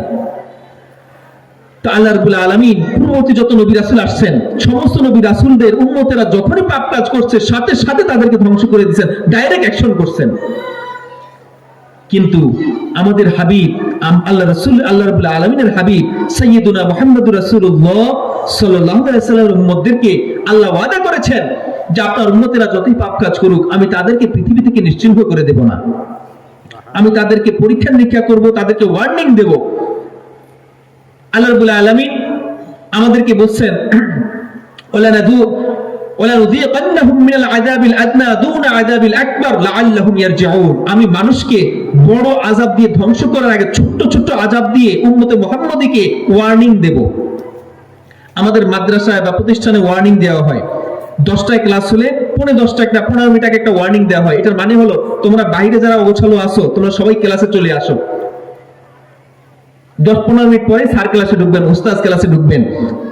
যদি এর মধ্যে কেউ উপস্থিত না হয়, তাহলে স্যারের ঢোকার পরে যদি আসে, তাহলে তার জন্য পানিশমেন্ট আছে না নাই? আছে। আর ওয়ার্নিং দেওয়ার মানে হলো তোমরা সাথে সাথে চলে আসো, নাহলে কিন্তু পানিশমেন্টের সম্মুখীন হতে হবে। তো আল্লাহ রাব্বুল আলামিন বলেন, আমি বড় শক্তি দিয়ে ধ্বংস করার আগে মানুষকে, উম্মতে মুহাম্মাদীকে আমি ছোট ছোট আযাব গজব ধ্বংস দিয়া তাদেরকে পরীক্ষা নিরীক্ষা করব, তাদেরকে ওয়ার্নিং দেব, তারা যাতে লাআল্লাহুম ইয়ারজিউন, তারা যাতে পাপ কাজ থেকে ফেরত আসে। কথাটা বোঝা গেল? কিন্তু আল্লাহ রাব্বুল আলামিন পূর্ববর্তী উম্মতদেরকে এরকম ওয়ার্নিং দেন নাই। তারা যখনই পাপ কাজ করছে, সাথে সাথে তাদেরকে ধ্বংস করে দিয়েছেন। লূত আলাইহিস সালামের কওমকে এক রাতে পাথরের বৃষ্টি দিয়ে ধ্বংস করে দিয়েছেন। লূত আলাইহিস সালামের উম্মতের মধ্যে 2টা খারাপ গুণ ছিল। একটা হলো তারা সন্ত্রাস করত, মানে সন্ত্রাস মানে চুরি ডাকাতি করতো, দিনে দুপুরে গলা কেটে মানুষের ধন সম্পদ নিয়ে যেত। এটা ছিল 1 নম্বর অপরাধ। আর দ্বিতীয় অপরাধ ছিল সবথেকে জঘন্য অপরাধ, তারা পুরুষে পুরুষে জেনা করতো, মহিলায় মহিলায় জেনা করতো। নাউজুবিল্লাহ। লূত আলাইহিস সালাম তাদেরকে বারবার সাবধান করেছেন, হে উম্মতেরা, তোমরা অন্য কোনো পাপ কাজ করো, এটা স্বাভাবিক, অনেক মানুষই করে, কিন্তু তোমরা যে জঘন্য পাপ কাজ শুরু করেছো, এরকম জঘন্য পাপ কাজ তোমাদের পূর্বপুরুষ আদম থেকে শুরু করে আজ পর্যন্ত কোন উম্মত করে নাই। তারা অনেক সীমা লঙ্ঘন করেছে, কিন্তু এতটা সীমা লঙ্ঘন কেউ করে নাই। তোমরা সাবধান হয়ে যাও। সর্বশেষ একদল মেহমান আসছে লূত আলাইহিস সালামের ঘরে। লূত আলাইহিস সালাম, এখন আমার ঘরে মেহমান আসছে, এদের নিরাপত্তা দেওয়ার দায়িত্ব কি আমার না অন্যের? আমার দায়িত্ব। লূত আলাইহিস সালাম তাদেরকে বিশেষভাবে দরজা জানলা বন্ধ করে দিয়ে ভিতরে বসে রাখছেন। তিনি জানেন অত্যন্ত সুন্দর এবং উজ্জ্বল চেহারার অধিকারী ছিলেন তারা, পুরুষ মানুষ। তো লূত আলাইহিস সালামের উম্মতেরা উৎপাত শুরু করছে, দরজা পিটাপিটি শুরু করছে, জানলা পিটাপিটি শুরু করছে যে এদেরকে আমার হাতে ছেড়ে দেন, আমাদের হাতে ছেড়ে দেন। লূত আলাইহিস সালাম বললেন যে না, এরা আমার মেহমান, আমি এদেরকে তোমাদের হাতে ছাড়তে পারি না। সর্বশেষ তারা ছিল প্রকৃতপক্ষে, তারা কোনো সাধারণ মানুষ ছিল না, তারা ছিল একদল ফেরেশতা। তো লূত আলাইহিস সালাম এটা তাদের সামনে প্রকাশ করেন নাই, আল্লাহরই হয়তো নির্দেশ ছিল যে এই ফেরেশতাদের মাধ্যমেই কওমটাকে ধ্বংস করে দেব, কোনো ওয়ার্নিং ছাড়া। তো লূত আলাইহিস সালাম তাদেরকে বারবার সাবধান করলেন। সর্বশেষ যখন তারা বুঝতে চাইল না, তখন লূত আলাইহিস সালাম বললেন যে দেখো, তোমরা যাদের সাথে এই নিকৃষ্ট কুকর্ম করতে চাচ্ছ, এরা কিন্তু কোনো সাধারণ মানুষ না, আল্লাহর পক্ষ থেকে আসমানি ফেরেশতা। তো তারা তো নবীকে বিশ্বাস করে না, তারা ফেরেশতা বিশ্বাস করবে কি? তারা দেখছে যে এরা নবীর আমাদের মতো সাধারণ মানুষ, বারবার পিড়াপিড়ি করতেছিল। সর্বশেষ যখন তাদের উৎপাদে থাকতে পারছিলেন না, আল্লাহ রাব্বুল আলামিন তার নবীকে লূত আলাইহিস সালামকে বলে দিলেন, রাতের আধারে অমুক সময় আপনি বের হয়ে যাবেন, আমি অমুক সময়টায় তাদেরকে তন্দ্রাচ্ছন্ন রাখবো, তারা টের পাবে না। একটা নির্দিষ্ট সময় আল্লাহ রাব্বুল আলামিন ওই কওমকে ঘুমের তন্দ্রা দিয়া তাদেরকে বেহুশ করে রাখলেন। লূত আলাইহিস সালাম রাতের অন্ধকারে ওই ঘর থেকে বের হয়ে গেলেন। আল্লাহ তাদেরকে এমন শাস্তি দিয়েছেন, লূত আলাইহিস সালামকে বলে দিয়েছেন, কুরআনুল কারীমে সরাসরি আসছে যে আপনি আপনার সাথে যারা ঈমানদাররা এলাকা ছাড়বে তাদেরকে বলবেন তারা কেউ যেন ভুল করেও যেন পেছনে ফিরে না তাকায়, খবরদার, কারণ এমন বিভৎস আযাব আমি তাদেরকে দেব। কারণ যারা ঈমান আনছে আর যারা ঈমান আনে নাই, তারা তো একই পরিবারের, কেউ একই এলাকার, একই ঘরের সন্তান, তাই না? তো যদি কেউ দেখে আমার আপন ভাইটা, যদিও সে কাফের, কিন্তু সে যদি সেই রকম আগুনে জ্বলে পুড়ে মরতেছে, দুঃখ পায় মরতেছে, আমাদের মনে করুণা জাগবে কি জাগবে না? জাগবে। তো আল্লাহ রাব্বুল আলামিন জানতেন এটা, যে কেউ যদি পেছনে ফিরে তাকায়, তাহলে তাদের অবস্থা দেখে, করুণ পরিণতি দেখে তার মনে দয়ার উদ্রেক হইতে পারে, সে ছুটে যাইতে পারে, সে ঈমান হারা হয়ে যাইতে পারে। এই জন্য আল্লাহ বলছেন, খবরদার, আপনার কেউ যেন পেছনে ফিরে না তাকায়। আল্লাহ রাব্বুল আলামিন তাদেরকে সারা রাত মোটা মোটা পাথরের বর্ষণ দিয়ে ওই পুরো কওমটাকে ধ্বংস করে দিলেন, কোনো ওয়ার্নিং ছাড়া। আর আমরা আমাদের এই পৃথিবীতে বহু রাষ্ট্রে এখনো এই কাজটা হয়, বিশেষ করে পশ্চিমা রাষ্ট্রগুলোতে এই কাজগুলা হয়, গর্বিয়ুনরা এই কাজগুলা করে থাকে। পুরুষে পুরুষে জেনা করে, মহিলায় মহিলায় জেনা করে। আল্লাহ রাব্বুল আলামিন এই পাপ থেকে আমাদেরকে হেফাজত করুন, আমিন। আমাদের দেশেও এটা প্রায় চলে আসছিল, ছত্রাকের মতো ছড়ায় যাচ্ছিল। আল্লাহ রাব্বুল আলামিন আমাদেরকে এর থেকে হেফাজত করেছেন, বলেন আলহামদুলিল্লাহ। শুধু স্কুলের বইগুলোতে নয়, মাদ্রাসার বইগুলোতেও এই সমকামিতা, এটাকে বলে সমকামিতা, এই জঘন্য এলজিবিটি, এই সমকামিতা, এই জঘন্য অধ্যায়টা আমাদের বাচ্চা কোমলমতি শিশুদের কিতাবের মধ্যে, বইয়ের মধ্যে ঢুকাই দেওয়া হয়েছিল। এটা কি আমাদের কোনো দরকার আছে? এটা বরঞ্চ এটা না জানা বেশি দরকার। এই জঘন্য পাপ কাজটা যতদিন আমাদের কানে না আসবে, ততদিনই আমরা মুক্ত। আমাদের সন্তানরা যখন এটা শুনবে, এটা পড়বে, তখন এটা আকর্ষণ জাগবে, এটা কেমন হয় একটু করে দেখি, নাউযুবিল্লাহ। আল্লাহ রাব্বুল আলামিন এই শুধু যারা এই বই প্রণয়ন করতে চেয়েছিল, তার সেই বই সহ তাদেরকেও আল্লাহ রাব্বুল আলামিন বিতাড়িত করেছেন, বলেন আলহামদুলিল্লাহ। এই জঘন্য পাপ থেকে আল্লাহ রাব্বুল আলামিন আমাদেরকে হেফাজত করেছেন। আল্লাহ রাব্বুল আলামিন তো আমাদের এই উম্মতের সাথে, মুহাম্মদ সাল্লাল্লাহু আলাইহি ওয়াসাল্লাম উম্মতের সাথে ওয়াদা করেছেন যে হে নবী, আপনার কান্নার কোনো কারণ নাই, দুঃখ পাওয়ার কোনো কারণ নাই, আপনার চিন্তিত হওয়ার কারণ নাই, লা তাহজান, আপনি হতাশ হবেন না। আপনার এই উম্মতকে আমি কোনো পাপ, কোনো আযাব গজবকে ধ্বংস করে দেব না, নির্বিশেষ করে দেব না। এই ওয়াদা আল্লাহ রাব্বুল আলামিন তার উম্মতের সাথে, মুহাম্মদ রাসূলুল্লাহ সাল্লাল্লাহু আলাইহি ওয়াসাল্লামের সাথে করেছেন। এই জন্য দেখেন পৃথিবীতে আমাদের সমাজে কত পাপ হয়, কত ব্যভিচার, জেনা হয়, সুদ খায়, ঘুষ খায়। সুদ খাওয়া, আল্লাহ রাসূল বলেছেন যে সুদের মধ্যে 72টা পাপ রয়েছে, 70টারও বেশি পাপ রয়েছে। তার মধ্যে সব থেকে ছোট্ট পাপ যেটা সুদের মধ্যে, এই পাপটা হলো একজন পুরুষ তার মায়ের সাথে জিনা করার মতো। নাউযুবিল্লাহ বলবেন না? এর থেকে জঘন্য পাপ আর দুনিয়াতে আছে? কল্পনা করতে পারেন? কেউ যদি এটা সমাজে পড়ে, সুতরাং পাথর মেরে ফেলবে না? আইনে তো একটা করবো না যে আইন কি করলো না করলো, এমন জঘন্য কাজ যদি কেউ করে। তো সুদ খাওয়াটা মায়ের সাথে জিনা করার চাইতে বড় পাপ, বড় অন্যায়। আল্লাহ রাব্বুল আলামিন কুরআনুল কারীমে বলেছেন, ফাযানু বিহারবিন মিনাল্লাহ, তোমরা যদি সুদটাকে ছেড়ে না দাও, তাহলে আল্লাহর সাথে যুদ্ধ করার জন্য প্রস্তুত হয়ে যাও, বলেন নাউযুবিল্লাহ। চিন্তা করতে পারেন, এমন ধমকি আল্লাহ কুরআন শুরু থেকে শেষ পর্যন্ত কোথাও করেন নাই, কোথাও দেন নাই এমন ধমকি যে আমার সাথে যুদ্ধ করার জন্য আসো। হযরত আব্দুল্লাহ ইবনে আব্বাস এই আয়াতের তাফসীরে বলেছেন রাদিয়াল্লাহু তাআলা আনহু, যে আল্লাহ রাব্বুল আলামিন কিয়ামতের দিন যারা সুদ খাইছে দুনিয়াতে, তাদেরকে এক জায়গায় জড়ো করবেন, বলবেন যে যাও তোমরা এখানে দাঁড়াও। দাঁড়ানোর পরে আল্লাহ রাব্বুল আলামিন তাদেরকে ঢাল দিবেন, ফেরেশতাদের মাধ্যমে ঢাল দিবেন, তলোয়ার দিবেন, তাদেরকে বলবেন তোমরা আল্লাহর সাথে যুদ্ধ করার জন্য প্রস্তুতি নাও। বলেন নাউজুবিল্লাহ। কোন মুসলমানের, কোন কাফিরের শানে এটা বলেন নাই আল্লাহ, কোন মুশরিকের শানে এটা বলেন নাই আল্লাহ। অত সবথেকে বড় পাপ হলো শিরক করা। কিন্তু আল্লাহ এই কাজটা বলছেন, এই জঘন্য ধমকিটা দিয়েছেন, এই ভয়াবহ ধমকিটা দিয়েছেন কাদের জন্য? সুদখোরের জন্য। আমরা তো সুদ খাই না আলহামদুলিল্লাহ, জেনে না জেনে কোনোভাবে সুদের সাথে জড়াই নাই। আমার একজন সহকর্মী ছিল, প্রচন্ড অসুস্থ, প্রায় 30 লক্ষ টাকা তার ব্যয় হয়ে গেছে এই চিকিৎসার পেছনে। আল্লাহ এখন সুস্থ করেছেন আলহামদুলিল্লাহ। তার জমি জমা, স্বামীর জমি জমা অনেক কিছু তিনি বিক্রি করে দিয়েছেন। সর্বশেষ তিনি দেখলেন যে আর মুক্তির উপায় নাই, সর্বশেষ তিনি লোন নেওয়ার সিদ্ধান্ত নিলেন।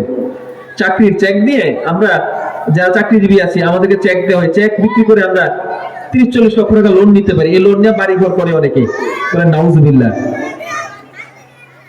তো তিনি আমাকে বলছেন লোন নেওয়ার জন্য আমার উইটনেস লাগে, সাক্ষী, এটাকে আরবিতে বলে শাহিদ, সাক্ষী, দুজন সাক্ষী দেওয়া লাগে, গ্রান্টার দেওয়া লাগে, জামিনদার। তো তিনি আমাকে সাক্ষী দেওয়ার জন্য অনুরোধ করছেন। এটা আমি গর্ব বা অহংকারে কিছু নাই, একটা হারাম ত্যাগ করা ফরজ, এটা অহংকার করা কিছু না। অহংকার করে মানুষ নফল কাজ নিয়ে, ফরজ নিয়ে, হারাম নিয়ে অহংকার করা কিছু নাই। এটা বলতেছি আপনাদের জন্য যে হারাম ছাড়াও আল্লাহ রাব্বুল আলামিন আমাকে চালাচ্ছেন। তো তিনি বললেন যে আমার উইটনেস লাগবে, একজন পাইছি, আপনি একটু উইটনেস দিয়ে দেন। আমি এখন একটা মানুষ অনুরোধ করছে, তার জীবন যায় যে অবস্থা, এখন আমি একজন ছোট তালেবে আলেম হইয়া এটা জেনেও, এত জঘন্য পাপের কথা জেনে আমি কি সাক্ষী দিতে পারি? এটা কি মানায় আমাকে? আমি আল্লাহর সামনে কি জবাব দেব? যিনি জেনারেল শিক্ষিত, তিনি কোনোভাবে পার পাইয়া যাইতেও পারেন, পার তো পাবেন না, তারপর তার যতটুকু শাস্তি হবে না জানার কারণে, তার চাইতে বেশি শাস্তি হবে আমার, যে তুমি জেনে এই কাজটা কেন করছো, তুমি তো আলেম মানুষ। তা আমি তাকে বললাম যে না, আমি তাদের সাক্ষ্য করতে পারবো না, আমি উইটনেস দিতে পারবো না, আমার সাথে অনেক শিক্ষক আছেন, তাদেরকে আপনি নেন। এইটা এখনকার হোসাইনী মাদ্রাসা না, অন্য একটা প্রতিষ্ঠানের। তো মহিলা খুব দুঃখিত হয়েছেন, আমি বুঝতে পারছি, কিন্তু আমি রাজি হই নাই। তো তিনি মনে করছেন যে মনে হয় উনি গ্রান্টার দিতে চাচ্ছেন না, আমি লোন দিতে না পারলে হয়তো ওনার বেতন থেকে কাটা যাবে এই ভয়ে। কিন্তু আসলে না, আল্লাহর কসম করে বলি আমার মনে এই ভয় ছিল না। তো তিনি এটা মনে করে বিদায় নিছেন। সর্বশেষ আমি আর কিছু বলি নাই। পরবর্তীতে অন্যান্যদের সাথে আলাপ করে কথাটা ক্লিয়ার করলাম যে আসলে আমি পাপ কাজের মধ্যে জড়াতে চাচ্ছি না। কারণ কি আল্লাহ রাব্বুল আলামিন বলছেন, আল্লাহ রাসূল বলেছেন, আকিলুর রিবা ওয়া মুকিলিহি ওয়া শাহিদাইহি, যে সুদ খাবে আর যে সুদ দিবে, যে সাক্ষী থাকবে আর যে সুদ দেওয়ার এই দলিলটা, এই স্ট্যাম্পটা লিখবে, সকলেই সমান। বলেন নাউজুবিল্লাহ। কারো জন্য শাস্তিতে কোনো কমতি থাকবে না। আমি আর ওই পাপ কাজে জড়াইলাম না। তা আল্লাহ রাব্বুল আলামিন কি আমাকে চালাচ্ছেন না? অনেকে লোন নিয়ে সংসার চালায়, বাড়ি ঘর করে, আমি বাড়ি ঘর করি নাই, এজন্য কি আল্লাহ আমাকে থাকতে দেন নাই? আল্লাহর এই আসমানের নিচে কি জায়গার অভাব আছে? শুধু আমি না, এরকম সমাজে অসংখ্য মানুষ আছে, আমার পাশে বসে থাকে এই মানুষটিও কোনো হারামের সাথে জড়িত নাই। বলেন আলহামদুলিল্লাহ। এরকম সমাজে অসংখ্য মানুষ আছে যারা হারামের সাথে জড়ায় নাই, আল্লাহ রাব্বুল আলামিন তাদেরকে হেফাজত করেছেন। আমরা যারা আজও হারাম খাই, সুদের সাথে জড়িত, বারবার আল্লাহর কাছে তাওবা করেন আর এই সুদ থেকে ফিরে আসেন। যে শরীরটা লা ইয়াদখুলুল জান্নাতা জাসাদুন গাদিয়া বিল হারাম, আল্লাহ বলেছেন, আল্লাহ রাসূল বলেছেন, যে সম্পদ, যে শরীরটা হারাম সম্পদ দ্বারা বড় হয়েছে, লালিত পালিত হয়েছে, ওই শরীরটা কোনোদিন জান্নাতে যেতে পারবে না। আপনি সুদ খাওয়ার পরে যতই নেক কাজ করেন, প্রতি বছর হজ করেন, 60 বছর 60 বার হজ করেন, 5 ওয়াক্ত নামাজ জামাতের সাথে পড়েন, সারা বছর রোজা রাখেন, এটা কোনো কাজে আসবে না আপনি যদি সুদ থেকে মুক্ত না থাকেন। কারণ আপনার শরীরটাই পাক। এই নাপাক জিনিসটা আল্লাহ রাব্বুল আলামিন, এই নাপাক জিনিসটা, আপনার শরীরটা নাপাক রক্ত দিয়ে হয়েছে, এই নাপাক জিনিসটা আল্লাহ রাব্বুল আলামিন তার পবিত্র জান্নাতে ঢোকাবেন না। নাউজুবিল্লাহ। এই জন্য তো আমরা যে এত পাপ কাজ করি, ভয়াবহ পাপ কাজ করি, শিরক করি, কুরআনুল কারীমের উপরে পা দেওয়া হয়েছে কয়েকবার, কুরআনুল কারীমকে মুক্তির পায়ের নিচে রাখা হয়েছে কতবার, আমাদের মুসলিম দেশে। আর বাইরের দেশে তো এগুলো অহরহ হয়। কুরআনুল কারীমের পাতা ছিঁড়ে ছিঁড়ে নিচে ফেলে এটার উপরে নর্তকীদেরকে দিয়ে নাচানো হয়েছে। কয়েকদিন আগে সৌদি আরবে আল্লাহর রাসূলের দেশে, কাবা শরীফের দেশে, ইব্রাহিম আলাইহিস সালামের দেশে, ইসমাঈল আলাইহিস সালামের দেশে কাবা শরীফের মতো করে একটা ঘর তৈরি করে এটা চারপাশে কালো পর্দা দিয়ে সেখানে নর্তকীদেরকে নাচানো হয়েছে, নাচানোর ভিডিও সেখানে দেখানো হয়েছে। বলে নাউজুবিল্লাহ। কি জঘন্য পাপ! এরপরেও যে আল্লাহ রাব্বুল আলামিন আমাদের পৃথিবীটাকে ধ্বংস করে দিচ্ছেন না, কিয়ামত দিচ্ছেন না, এইটা শুধু কি কারণে? আমরা কার উম্মত বলে? মুহাম্মদুর রাসূলুল্লাহ সাল্লাল্লাহু আলাইহি ওয়াসাল্লামের উম্মত বলে। আল্লাহ ওয়াদা করেছেন যে আপনার উম্মতদেরকে আমি আগের উম্মতের মতো পাহাড় ধসাই দিয়া, পাথরের বৃষ্টি দিয়া, মাটি ধসাই দিয়ে ধ্বংস করে দেব না। তাদেরকে আমি সময় দেব, তাদেরকে আমি ওয়ার্নিং দেব ফিরে আসার জন্য, তাদেরকে আমি সুযোগ দেব। এটা আল্লাহ রাব্বুল আলামিন সমস্ত নবীদের উম্মতদের উপরে আমাদের এই উম্মতদেরকে মর্যাদা দিয়েছেন। আল্লাহ রাব্বুল আলামিন আমাদের এই জাতিকে বলেছেন শ্রেষ্ঠ জাতি, এই উম্মতে মুহাম্মদীকে বলেছেন শ্রেষ্ঠ উম্মত।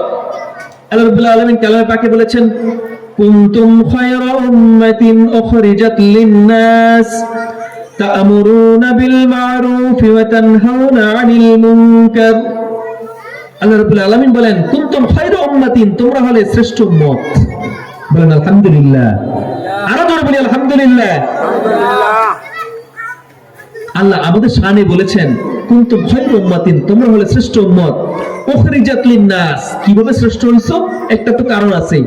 উখরিজাত লিন-নাস, তোমাদেরকে বের করা হয়েছে মানুষের কল্যাণ করার জন্য। বলে সুবহানাল্লাহ। আমাদেরকে বের করা হয়েছে আমরা যাতে মানুষের কল্যাণ করি। বলেন আলহামদুলিল্লাহ। আল্লাহ রাব্বুল আলামিন কল্যাণ করার তৌফিক দান করুন। বলেন আমিন। সেই কল্যাণটা কিভাবে হবে? লিন-নাস তা'মুরুনা বিল মা'রুফ ওয়া তানহাউনা 'আনিল মুনকার, তোমরা দুইটা ভাবে মানুষের কল্যাণ করবা। কিভাবে? তা'মুরুনা বিল মা'রুফ, তোমরা মানুষকে সৎ কাজে, নেক কাজে, ভালো কাজে আদেশ করবা। ওয়া তানহাউনা 'আনিল মুনকার, আর মানুষকে পাপ কাজ থেকে, নিকৃষ্ট কাজ থেকে, খারাপ কাজ থেকে, হারাম কাজ থেকে, অশ্লীল কাজ থেকে বিরত রাখবা। এই দুইটা কাজের মাধ্যমে তুমি মানুষদেরকে উপকার সাধন করবা, মানুষের কল্যাণ সাধন করবা। এই উম্মতে মুহাম্মদীর প্রত্যেকেই দায়িত্বশীল। আল্লাহ রাসূল বলেছেন কুল্লুকুম রাঈন ওয়া কুল্লুকুম মাসউলুন আন রাইয়াতিহি, তোমরা প্রত্যেকেই দায়িত্বশীল আর প্রত্যেকেই তাদের দায়িত্ব সম্পর্কে জিজ্ঞাসিত হবে। কার কাছে? কার কাছে জিজ্ঞাসিত হবে? আল্লাহর কাছে। আল্লাহ রাব্বুল আলামিন জিজ্ঞেস করবেন তোমাকে যে দায়িত্ব দিয়েছিলাম তুমি সেই দায়িত্ব পালন করেছো কিনা। এখন আপনি বলবেন আমি তো নেতা না, আমি তো চেয়ারম্যান না, মেম্বার না, ইউনিয়নের চেয়ারম্যান না, এমপি না, মন্ত্রী না, দেশের প্রধানমন্ত্রী না, আমি কি দায়িত্ব পালন করব না? প্রত্যেকের কথা বলেছেন আল্লাহ রাসূল। আল্লাহ রাসূল কোনো নির্দিষ্ট ব্যক্তির কথা বলেন নাই। এরপরে ব্যাখ্যা করেছেন আবার প্রধান, রাষ্ট্রপ্রধান পুরো রাষ্ট্রের মানুষের উপর দায়িত্বশীল। একজন পরিবারের প্রধান তিনি পরিবারের উপর দায়িত্বশীল। পরিবারের নারী স্বামীর অনুপস্থিতিতে পরিবারের উপর দায়িত্বশীল। পরিবারের মানুষগুলা নামাজ পড়ে কিনা, ঠিক মতো রোজা রাখে কিনা, গালিগালাজ করে কিনা, আবার কাউকে কারো সম্পদ না জেনে, তাকে না জানিয়ে অনুমতি ছাড়া পেরে নিয়ে আসে কিনা, কারো সম্পদ তার অনুমতি ছাড়া ভক্ষণ করে কিনা, কোনো জুয়া খেলে কিনা, গীবত শিকায়ত করে কিনা, এগুলা খেয়াল রাখতে হবে। এই দায়িত্বের জন্য আমাদেরকে নেতা মন্ত্রী হওয়া লাগবে না, আমরা প্রত্যেকেই দায়িত্বশীল। আমার অধীনে যারা আছে, ছোট ভাই ছোট বোন, আমাদের পরিবার, আমাদের এমনকি যারা আলেম হয়েছেন তাদের বাবা মাও তাদের দায়িত্বের মধ্যে। অনেক সন্তান আছে না, আলেম হয়েছে, বাবা মা আলেম হইতে পারে না, আছে না এরকম? তো বাবা মা যেটা জানে না সেটাকে জানাইতে হবে, সে কষ্ট পাক তারপর তাকে জানাইতে হবে। একটা গল্প বলি। এক ব্যক্তি মূর্খ মানুষ, দিন কালাম কিচ্ছু বোঝে না।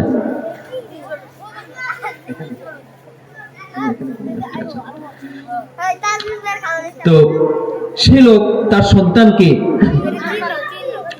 সন্তানকে দিন শিখাইছে যে শুনছি সন্তানের ওসিলা নাকি জান্নাতে যাওয়া যাবে। একজন হাফিজ সন্তান যে আমলদার, যে কুরআনুল কারীম মুখস্থ করলো, মান ক্বারাআল কুরআনা ফাস্তাযহারাহু ওয়া হাল্লা হালালাহু ওয়া হাররামা হারামাহু আদখালাহু আল্লাহুল জান্নাহ ওয়া শাফাআহু ফি আশরাতি মান ওয়াজাবাত লাহুন নার। আল্লাহ রাসূল বলেছেন যে ব্যক্তি কুরআন মুখস্থ করলো, ওয়া হাল্লা হালালাহু, কুরআনের হালালকে হারাম মেনে চললো, ওয়া হাররামা হারামাহু, এবং হারামকে হারাম মেনে চললো, হারাম মনে করে এটা ত্যাগ করলো, আদখালাহু আল্লাহুল জান্নাহ, আল্লাহ তাকে নিজে জান্নাতে প্রবেশ করায় দিবেন। সুবহানাল্লাহ। শুধু তাই নয়, তার পরিবারের 10 জন ব্যক্তি যাদের উপরে জাহান্নাম ওয়াজিব হয়ে গেছে, জাহান্নামে যাবেই, এরকম 10 জন ব্যক্তিকে তার সুপারিশের ওসিলায় জান্নাতে ঢুকিয়ে দিবেন। সুবহানাল্লাহ। তো এই ব্যক্তি এই হাদিসটা শুনছেন, তিনি চিন্তা করলেন যে আমি তো দিন শিখতে পারি নাই, আমি তো পাপ কাজ করি, দিন বুঝি না, জেনে না জেনে সবসময় পাপ কাজ করি। আমার একটা সন্তানকে আমি আলেম বানাই, হাফেজ বানাই, তাইলে হয়তো তার ওসিলায়, তার সুপারিশের মাধ্যমে জান্নাতে যেতে পারবো। তো সে তার সন্তানকে লেখাপড়া করাইলো, দিন শিখাইলো, দেশের পড়াশোনা শেষ করলো। এবার চিন্তা করলো আমার ছেলেটা তো খুব ভালো রেজাল্ট করছে, ওরে বাহিরে পাঠিয়ে দিই। ছেলেটাকে বাহিরে পাঠিয়ে দিছে, দূরে পড়াশোনা করার জন্য বাহিরে পাঠিয়ে দিল। ছেলেটা দীর্ঘ বছর পড়াশোনা করে দেশে ফেরত আসছে। মা বাবা তাকে দেখার জন্য অনেক বছর পর দেশে আসতেছে, তাকে দেখার জন্য অধীর আগ্রহ নিয়ে বসে আছে, সন্তান আসবে, মা চাল ভাজতেছে, খই ভাজতেছে, পিঠা বানাচ্ছে, মানে যত আইটেম আছে। ছেলেটা বাইরে ছিল, কি খাইছে না খাইছে, ঠিক মতো খাইছে কিনা। আমাদের বাবা মারা এরকম করতেন। বাইরে থেকে যখন আসতাম, 9 বছর তো প্রায় বাহিরেই ছিলাম, 2009 সাল থেকে 18 সাল পর্যন্ত। সবসময় বাড়িতে আসলি যত কিছু ছিল না তা বানাইতেন। বোনের বাসায় গেলে বোন পিঠা বানাইতো, ভাই পিঠা পছন্দ করে, কোনটা পছন্দ করে। তো বাবা মাও এরকম আবেগ অনুভূতি নিয়ে বসে আছেন, সন্তান আসবে তার জন্য পিঠা বানাইতেছে মা। বাবা চলে গেছেন এয়ারপোর্টে সন্তানকে রিসিভ করার জন্য। এটা একটা গল্প আর কি, একটা উদাহরণস্বরূপ বলতেছি। তো সন্তানকে নিয়ে আসার জন্য গেছেন, সন্তানকে নিয়ে আসছেন। আসার সময়, গাড়িতে আসার সময় পথে বাবার প্রকৃতির ডাকে সাড়া দেওয়ার সময় হয়েছে, ইস্তেঞ্জা করবেন। এখন তিনি তো দিন দুনিয়া কিছু বুঝেন না, একটু সহজ সরল মানুষ, মূর্খ মানুষ। তিনি রাস্তায় নেমেই লুঙ্গিটা তুলে দাঁড়ায় প্রস্রাব করা শুরু করছেন, তাও আবার পশ্চিম দিকে ফিরে। সন্তান বলতেছে, হাই হাই বাবা, কি কাজ করতেছেন, কি কাজ করতেছেন? পশ্চিম দিকে ফিরে প্রস্রাব করা নিষেধ। লা তাস্তাকবিলুল কিবলাতা ওয়া লা তাস্তাদবিরুহা। আল্লাহ রাসূল বলেছেন, তোমরা কিবলাকে পেছনে ফিরে অথবা কিবলাকে সামনে করে প্রস্রাব পায়খানা করবে না, এটা করা নিষেধ। তো বাবা আপনি পশ্চিম দিকে ফিরে প্রস্রাব করতেছেন। বাবা তাড়াতাড়ি আবার পূর্ব দিকে ফিরে গেছে। হ্যাঁ, পশ্চিম দিকে ফেরা যাবে না, পূর্ব দিকে ফিরে আমার প্রস্রাব করা শুরু করছে। এখন ছেলে বলছে, হ্যাঁ বাবা পূর্ব দিকে ফিরে যাবে না, কিবলাকে পিছনে করো প্রস্রাব করা যাবে না, কিবলাকে সামনে করো প্রস্রাব করা যাবে না। এখন বাবা কি করে, উত্তর দিকে ফিরে প্রস্রাব করা শুরু করছে। এখন ছেলে বলছে, বাবা দাঁড়ায় দাঁড়া প্রস্রাব করা যাবে না, এটা আদমের খেলাফ, সুন্নতের খেলাফ, আপনি বসে প্রস্রাব করেন। এটা কথা বলে রাখি, আমাদের মধ্যে একটা ফিরকা আছে যারা বিভিন্ন সময়ে হাদিসের মূল কথা নিয়ে বিতর্ক করে, নিজের মতো করে ব্যাখ্যা করে, উলামায়ে কেরামের ব্যাখ্যা মানে না। আল্লাহ রাব্বুল আলামিন বলেছেন, ফাসআলু আহলা যিকরি ইন কুনতুম লা তা'লামুন। যদি তোমাদের জানা না থাকে যে এই বিষয়টা, এটা তোমরা যে জানে তার কাছ থেকে জেনে নাও, নিজের মতো করে ব্যাখ্যা করতে যেও না। আমরা কোন রোগী হইলে আমরা কি রোগের বই ধরে নিজে চিকিৎসা করি না ডাক্তারের কাছে যাই? কারণ তার কাছে সার্টিফিকেট আছে পড়াশোনা করা, ডাক্তারের উপর 10-15 বছর সে পড়াশোনা করে আসছে। আমাদের যখন জমি মাপতে হয়, তখন কি জমি কিভাবে মাপতে, আমরা বই পড়ে জমি মাপা শুরু করে দিই, নিজে নিজে না আমিন নিয়ে আসি। যখন যেটা দরকার, যার কাছে যাওয়ার দরকার, আমাদের মামলা হয়েছে, নিজে কি গিয়ে ওকালতি করি না, একজন উকিল নিয়োগ দেই, কারণ সে আইন সম্পর্কে জানাশোনা করা আছে। কিন্তু ইসলাম বোঝার ক্ষেত্রে আমরা নিজেরাই ব্যাখ্যা করি, বলেন নাউজুবিল্লাহ। বিভ্রান্ত, এটা বিভ্রান্তির পথ, এটা বিদআতের পথ পরিষ্কার করে দেয়। একদল আছে যারা সরাসরি হাদিস দেখেই তারপর আমল শুরু করে, এটা কোনো ব্যাখ্যা বিশ্লেষণ দরকার হয় না। রাসূল আকরাম সাল্লাল্লাহু আলাইহি ওয়াসাল্লাম তার জীবনে একবার প্রস্রাব করেছেন দাঁড়িয়ে দাঁড়িয়ে। তো আমরা যদি হাদিসটার উপর আমল করতে যাই, তাহলে আমাদের কি প্রস্রাব দাঁড়ায় করে করা সুন্নত হবে না বসে করা সুন্নত হবে? দাঁড়ায় করা সুন্নত হবে না? কথাটা বুঝেন কিনা আপনারা? রেসপন্স করলে বুঝবো যে বুঝছেন। রাসূল এক জায়গায় গিয়ে দাঁড়ায় প্রস্রাব করছেন, এখন আমরা যদি বসে প্রস্রাব করি, এটা তাহলে সুন্নতের খেলাফ হয়ে যায় না? সুন্নতের বিপরীত আমল হয়ে যায় না? এখন ওই যারা এই ব্যাখ্যা করে, নিজের মতো করে ব্যাখ্যা করে হাদিসে, তারা তো এই দাঁড়াই প্রস্রাব করতে হবে। কিন্তু না, এটার পেছনে একটা ব্যাখ্যা আছেন, সেটা উলামায়ে কেরাম, মুহাদ্দিসিনে কেরাম করে গেছেন। সেটা হলো রাসূল আকরাম সাল্লাল্লাহু আলাইহি ওয়াসাল্লাম একটা এলাকায় গেছেন, এমন একটা এলাকায় যে এলাকায় আপনার নাপাকি ছিল। বসে প্রস্রাব করলে প্রস্রাবের ছেটা গায়ে আসার সম্ভাবনা ছিল, নিচে নাপাকি ছিল, নাপাকি গায়ে ওঠার সম্ভাবনা ছিল, এবং ওইখানে বসার কোনো পরিস্থিতি ছিল না। যেখানে প্রস্রাব করবে জায়গাটা একটু ঢালু ছিল, উঁচা ছিল, প্রস্রাব করলে ছেটা গায়ে আসবে, এই জন্য রাসূল সেখানে দাঁড়ায় প্রস্রাব করছেন। এখন যদি আমরা এই ব্যাখ্যায় না গিয়া যদি সরাসরি হাদিসের উপর আমল করি, তাহলে তো আমাদেরও কি বসে প্রস্রাব করা যাবে? দাঁড়ায় প্রস্রাব করতে হবে। এই জন্য আমাদের নিজের মতো করে ব্যাখ্যা করলে হবে না, যিনি ইলম জানেন তার কাছ থেকে জেনে নিতে হবে। ফাসআলু আহলা যিকরি ইন কুনতুম লা তা'লামুন। যিনি জানেন তার কাছ থেকে জেনে নাও। এটা শুধু ওই কুরআন সুন্নাহর বিষয় না, দুনিয়াবি বিষয়। কিন্তু আমরা উল্টা হয়ে গেছি, দুনিয়ার বিষয়গুলো যে জানে তার কাছ থেকে জানতে চাই, কিন্তু ইলম দুনিয়ার এই আল্লাহর দ্বীনি ইলমগুলা, কালামে পাকের ইলমগুলো আমরা নিজের মতো করে ব্যাখ্যা করতে যাই, বলেন নাউজুবিল্লাহ। অবশ্যই আমাদেরকে আলেম ওলামা, শিক্ষক যিনি আছেন, উপযুক্ত যোগ্য ব্যক্তি যিনি আছেন, তার অনুসরণ করে তার থেকে জেনে নিতে হবে। আমরা সমাজ অনেক সময় ভুল করে তালাক দিয়ে দিই, স্ত্রীকে 1 তালাক বা 2 তালাক দিয়ে দিই, এরপরে চিন্তায় পড়ে যাই, আমরা ছুটে যাই আলেম ওলামার কাছে, মুফতির কাছে, যে হাই হাই তালাক দিয়ে দিছি, এখন কেমন করব, কি করব? ঠিক না ভাই? এখন তালাকের মাসালা জানার ছাড়া আর অন্য কোন মাসালার জন্য মানুষ আর আলেমের কাছে আসে না, নিজের মতো করে ব্যাখ্যা করা শুরু করে। সকল কাজের কাজী, নিজেকে মনে করে সকল কাজের কাজী। তো এটা করা যাবে না, আমাদেরকে অবশ্যই রাসূলের সুন্নাহ ফলো করতে হবে। তো যাই হোক, বলছিলাম যে আল্লাহ রাব্বুল আলামিন ওই লোকটা দাঁড়ায় দাঁড়ায় প্রস্রাব করছিল উত্তর দিকে ফিরে, তখন ওর সন্তান বলল, বাবা দাঁড়ায় প্রস্রাব করা যাবে না, বসে প্রস্রাব করা সুন্নাত। রাসূল সারা জীবন বসেই এই প্রাকৃতিক কাজ করেছেন, শুধু একটা দিন মাত্র ওই কারণ থাকার কারণে দাঁড়িয়ে প্রস্রাব করেছেন, সুতরাং বসে প্রস্রাব করতে হবে। এখন ওই যে লোকটা এতবার ওঠানামা করতে করতে করতে করতে তার কাপড় নাপাক হয়ে গেছে। একবার প্রস্রাব করতে গিয়ে যদি 3 বার ব্রেক দিতে হয়, তাহলে আর কাপড় চোপড় ঠিক রাখা যায়? প্রস্রাব সব নাপাক হয়ে গেছে, লোকের তো মেজাজ গরম হয়ে গেছে, কিন্তু সন্তানকে কিছু বলে না। এতদিন পরে দেশে আসছে, কি বলবো সন্তানকে? তিনি প্রচন্ড রাগ মনের মধ্যে চেপে রাখছেন। বাসায় গিয়েই ভাতের পাতিল লাথি মেরে ফেলাই দিচ্ছেন, রাখো তোমার ভাত রান্না করে, রাখো তোমার পিঠা বানানো। তোমার কি সন্তান কি শিক্ষা করে আসছে বিদেশ থেকে? আমাকে ঠিক মতো প্রস্রাব করতে দেয় নাই। কি শিক্ষা দিলাম তোমার সন্তানকে? এর চেয়ে পড়াশোনা না করে বাড়িতে বসায় রাখতাম, আমার গোয়াল খাটাইলো তো আমার মাসে দৈনিক 500-600 টাকা আসতো, সেটাও ভালো ছিল। এমন সন্তান, এমন পড়াশোনা করাইছি যে আমাকে ঠিক মতো প্রস্রাব করতে দিল না। সন্তান যদি চাইতো, তাহলে বাবার সন্তুষ্টির দিকে তাকায়, যে হাইয়া বাবা এইটা বললে বাবা রাগ হবেন, বাবার কাপড় নষ্ট হয়ে যাবে, এই চিন্তা যদি করতো, তাহলে কি বাবাকে শিক্ষাটা দিতে পারতো? পারতো না। কিন্তু এই যে শিক্ষাটা তো জানা জরুরি ছিল, তাই না? ওই বাবার ছোটবেলা থেকে এটা জানা জরুরি ছিল, কিন্তু তিনি জানার সুযোগ পান নাই। সন্তানের দায়িত্ব হলো বাবাকে এটা শিখিয়ে দেওয়া। তো আমরা প্রত্যেকেই দায়িত্বশীল, প্রত্যেকেই নিজের দায়িত্ব সম্পর্কে জিজ্ঞাসিত হব। আমি, আমার বাবা মূর্খ ছিল, তাকে আমি দিন শিখাইছি কিনা, তাকে দিন সম্পর্কে ধারণা দিছি কিনা, এই সম্পর্কে আমি জিজ্ঞাসিত হব। তা আল্লাহ রাব্বুল আলামিন বলেছেন যে উম্মতেরা তোমরা শ্রেষ্ঠ উম্মত, কারণ তোমরা মানুষকে সৎ কাজে আদেশ দিবা, মানুষকে অসৎ কাজ থেকে নিষেধ করবা। 3টা ধাপ আল্লাহ রাসূল বলেছেন, আমরা এই কাজগুলো করি না। মান রাআ মিনকুম মুনকারান ফালইয়ুগাইয়ির বিয়াদিহি ফাইন লাম ইস্তাতি' ফাবিলিসানিহি ফাইন লাম ইস্তাতি' ফাবিকলবিহি ওয়া যালিকা আদাফুল ঈমান। আল্লাহ রাসূল বলেছেন, তোমাদের দায়িত্ব মানুষকে খারাপ কাজ থেকে নিষেধ করা। আমরা ভালো কাজের আদেশ করি, ওয়াজ নসিহত করি, কিন্তু খারাপ কাজ থেকে মানুষকে বিরত রাখি না, তাহলে খারাপ হয়ে যেতে হবে মানুষের কাছে। তার মানে আমরা আল্লাহর এবং রাসূলের আদেশের চাইতে, রাসূলের সম্মানের চাইতে, রাসূলের সাথে সম্পর্ক রাখার চাইতে বেশি মানুষের সাথে সম্পর্ক রাখাকে গুরুত্ব দেই, ঠিক কি না? কিন্তু আসলে কি কাজটা করা ঠিক না? আল্লাহ রাসূল বলেছেন, তিনি তো জানতেন উম্মতের ঈমান কেমন হবে, পরবর্তী ধাপ কেমন হবে, ঈমানের মধ্যে কমতি বাড়তি হবে।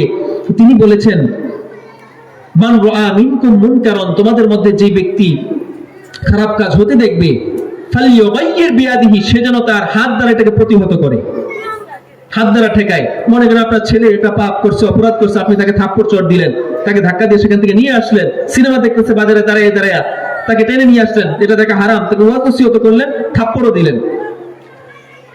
আপনার সামনে এলাকার, আপনি একজন চেয়ারম্যান, আপনার এলাকার মানুষ নামাজ পড়ে না, আপনি তাদেরকে ডাকলেন, তাদেরকে ধরে ধরে নিয়ে আসলেন, এরপরে না আসতে চাইলে তাদেরকে মারার ব্যবস্থা করলেন, এটা হাত দ্বারা তাদেরকে প্রতিহত করেন খারাপ কাজ থেকে।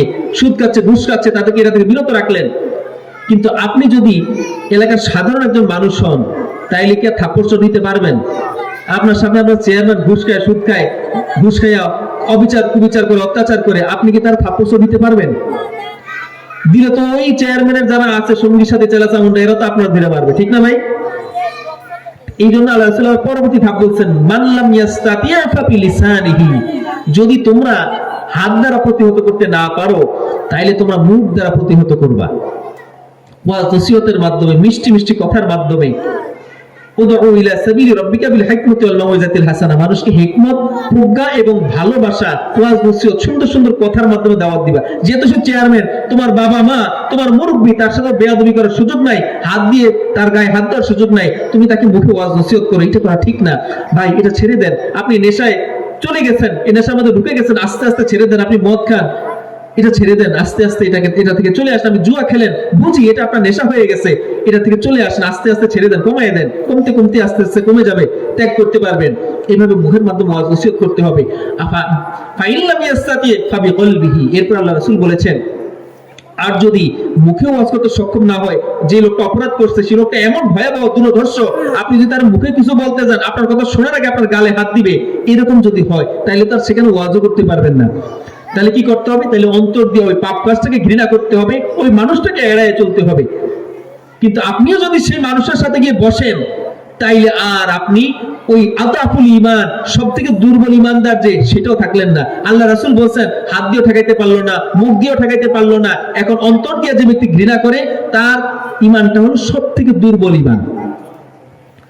আর যে অন্তর দিয়েও ঘৃণা করলো না, তার কোন স্তরই আল্লাহ রাসূল বলেন নাই। তার মানে যে অন্তর দিয়ে তাকে ঘৃণা করলো না, ওইটার মাজলিসে বসলো, পাপীর সাথে চললো, পাপ কাজ দেখলো, তাহলে তার মধ্যে কোনো ঈমান নাই।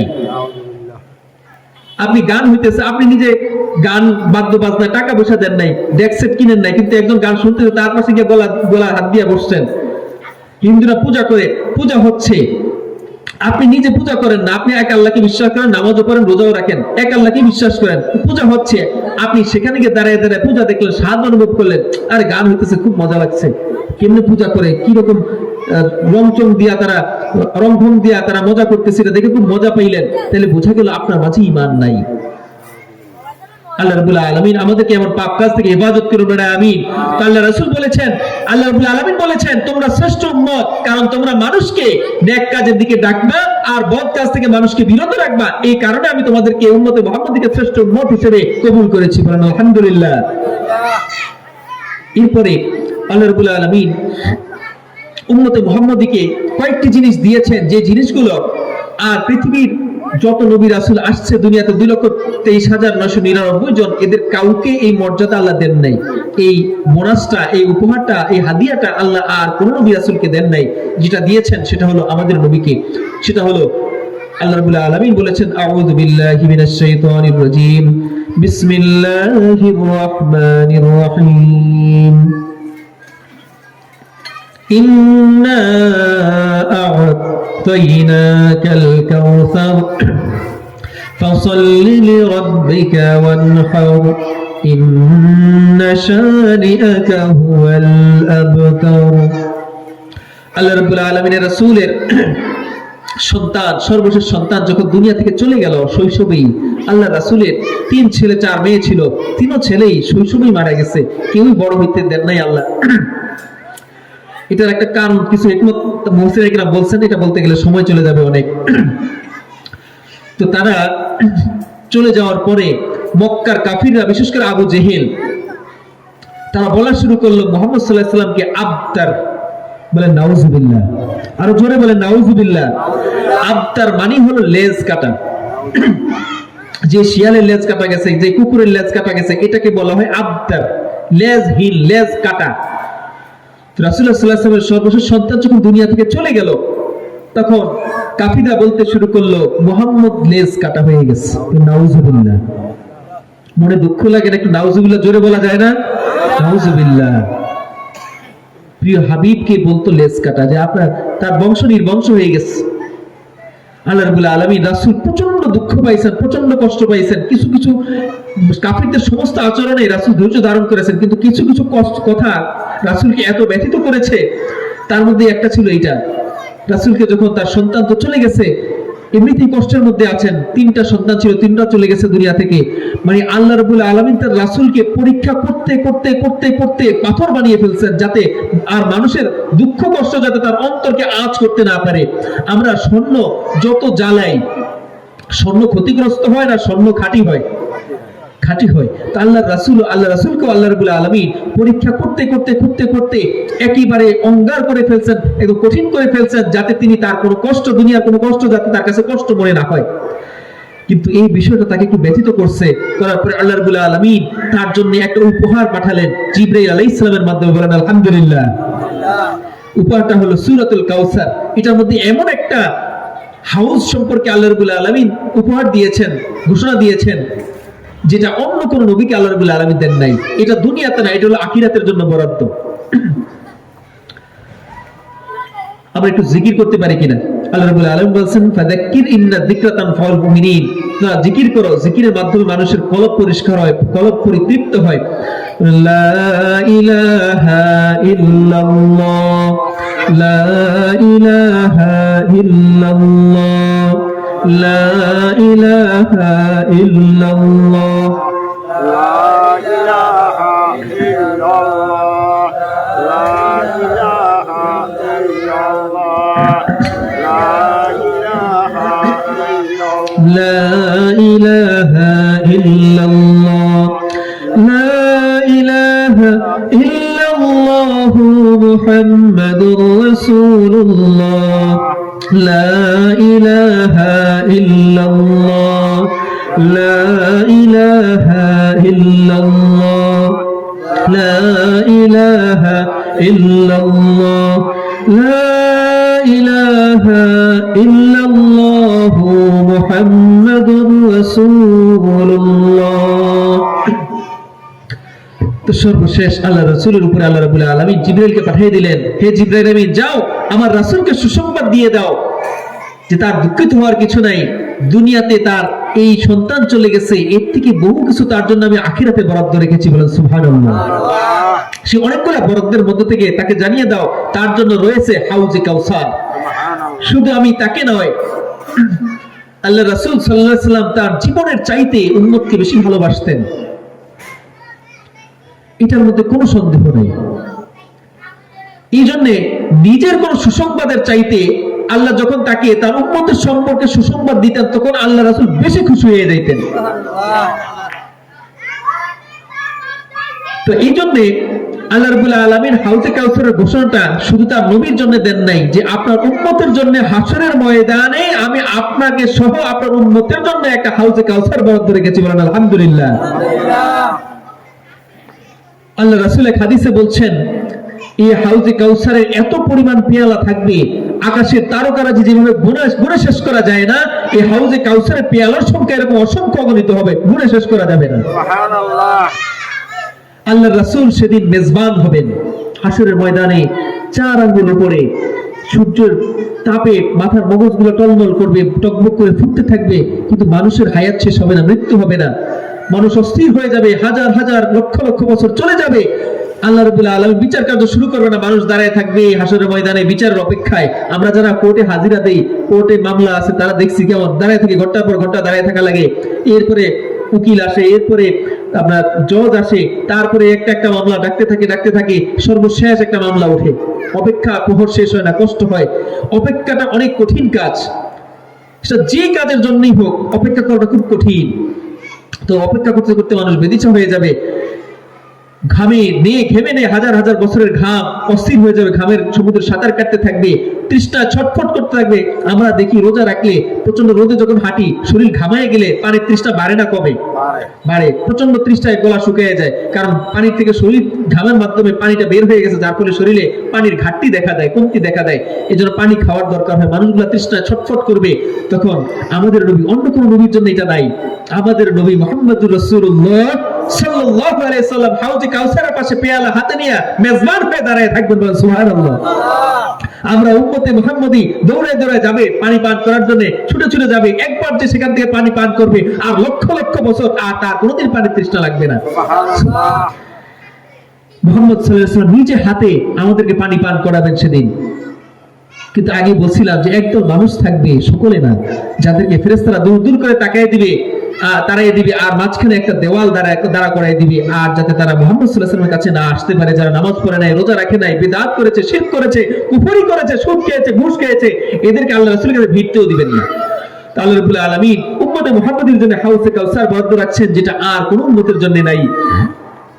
আরেকটা মর্যাদা দিয়েছেন আল্লাহ আখিরাতে, সেটা হলো কিয়ামতের ময়দানে সমস্ত উম্মত তাদেরকে আল্লাহ রাব্বুল আলামিন ডাকবেন, ঠিকই বলবেন, তোমরা কেন ঈমান আনো নাই আমাদের উপরে, আমার উপরে? আমি তো তোমাদের কাছে নবী রাসূল পাঠিয়েছিলাম, তোমরা পথভ্রষ্ট হয়ে যাওয়ার পর একজন নবী, একজন রাসূল এসেছিলেন, তার সাহাবীগণ, তার সঙ্গী সাথীগণ, হাওয়ারীগণ তোমাদেরকে দাওয়াত দিয়েছে, তাহলে তোমরা কেন আমাকে বিশ্বাস করলে না? তখন ওই উম্মতেরা নিজেরা বাঁচার জন্য অস্বীকার করবে যে ইয়া আল্লাহ, আমাদের কাছে কোনো নবী আসে নাই। কেমন মিথ্যা কথা! দুনিয়াতেও মিথ্যা কথা বলেছে, আখিরাতেও সেদিন মিথ্যা কথা বলবে। আল্লাহ রাব্বুল আলামিন ওই নবীদেরকে ডাকবেন, যে উম্মতদের থেকে সাক্ষী নিয়েছেন তাদের নবীকে ডাকবেন, ডেকে বলবেন, হে মুসা, হে হারুন, হে ইয়াহইয়া, হে যাকারিয়া, তোমাদেরকে আমি যে দায়িত্ব দিয়ে পাঠিয়েছিলাম, তোমাদের উম্মতরা অস্বীকার করছে, তোমরা সে দায়িত্ব পালন করো নাই। কারণ কি? তারা বলবে, ইয়া আল্লাহ, আমরা আপনার পক্ষ থেকে যে দায়িত্ব ছিল সমগ্র জীবনটা ব্যয় করে দিয়েছি আপনার এই দায়িত্ব পালনের কাজে, তাওহীদের দাওয়াতের কাজে, শরীয়তের দাওয়াতের কাজে, মানুষের মধ্যে সারাটা জীবন ব্যয় করে দিয়েছি আল্লাহ। আল্লাহ বলবেন তোমাদের উম্মত তো অস্বীকার করছে। নবী আলাইহিস সালাম সেদিন বলবেন যে আল্লাহ জিজ্ঞেস করবেন তোমাদের কোন সাক্ষী আছে কিনা। এখন তোমরাও যেটা বলতেছো তোমাদের পক্ষের উম্মতেরা সেটার বিপক্ষে বলতেছে, এখন আমার তো একজন সাক্ষী দরকার আছে, আমি কাকে বিশ্বাস করব? যদিও আল্লাহ সবকিছু জানেন, তারপরে উম্মতে মুহাম্মদীকে মর্যাদা দেওয়ার জন্য আল্লাহ এই ব্যবস্থাটা রাখছেন। সুবহানাল্লাহ। আল্লাহ ডাকবেন যে কোন সাক্ষী আছে কিনা। নবীগণ বলবেন যে আল্লাহ আপনার সর্বশেষ নবীর উম্মত মুহাম্মদুর রাসূলুল্লাহ সাল্লাল্লাহু আলাইহি সাল্লামের উম্মতেরা আমাদের সাক্ষী আছে। সুবহানাল্লাহ।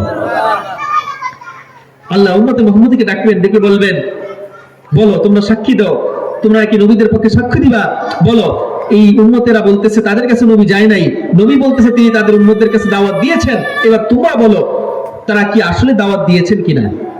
তখন উম্মতে মুহাম্মদী বলে যে হ্যাঁ আল্লাহ, আপনার যত নবী রাসূল দুনিয়াতে আসছেন 2,24,000 নবী এবং রাসূল এসেছেন, তারা সকলেই তাদের সকলের উম্মতের কাছে দায়িত্ব কোনো ত্রুটি বিচ্যুতি ছাড়া যথাযথভাবে পৌঁছে দিয়েছেন। সুবহানাল্লাহ। এটা কারা সাক্ষী দিবে? মুহাম্মদ সাল্লাল্লাহু আলাইহি ওয়াসাল্লামের উম্মতেরা, আমরাই। আল্লাহ রাব্বুল আলামিন আমাদের কবুল করুন, আমিন। তো তখন আল্লাহ আবার উল্টা প্রশ্ন করবেন।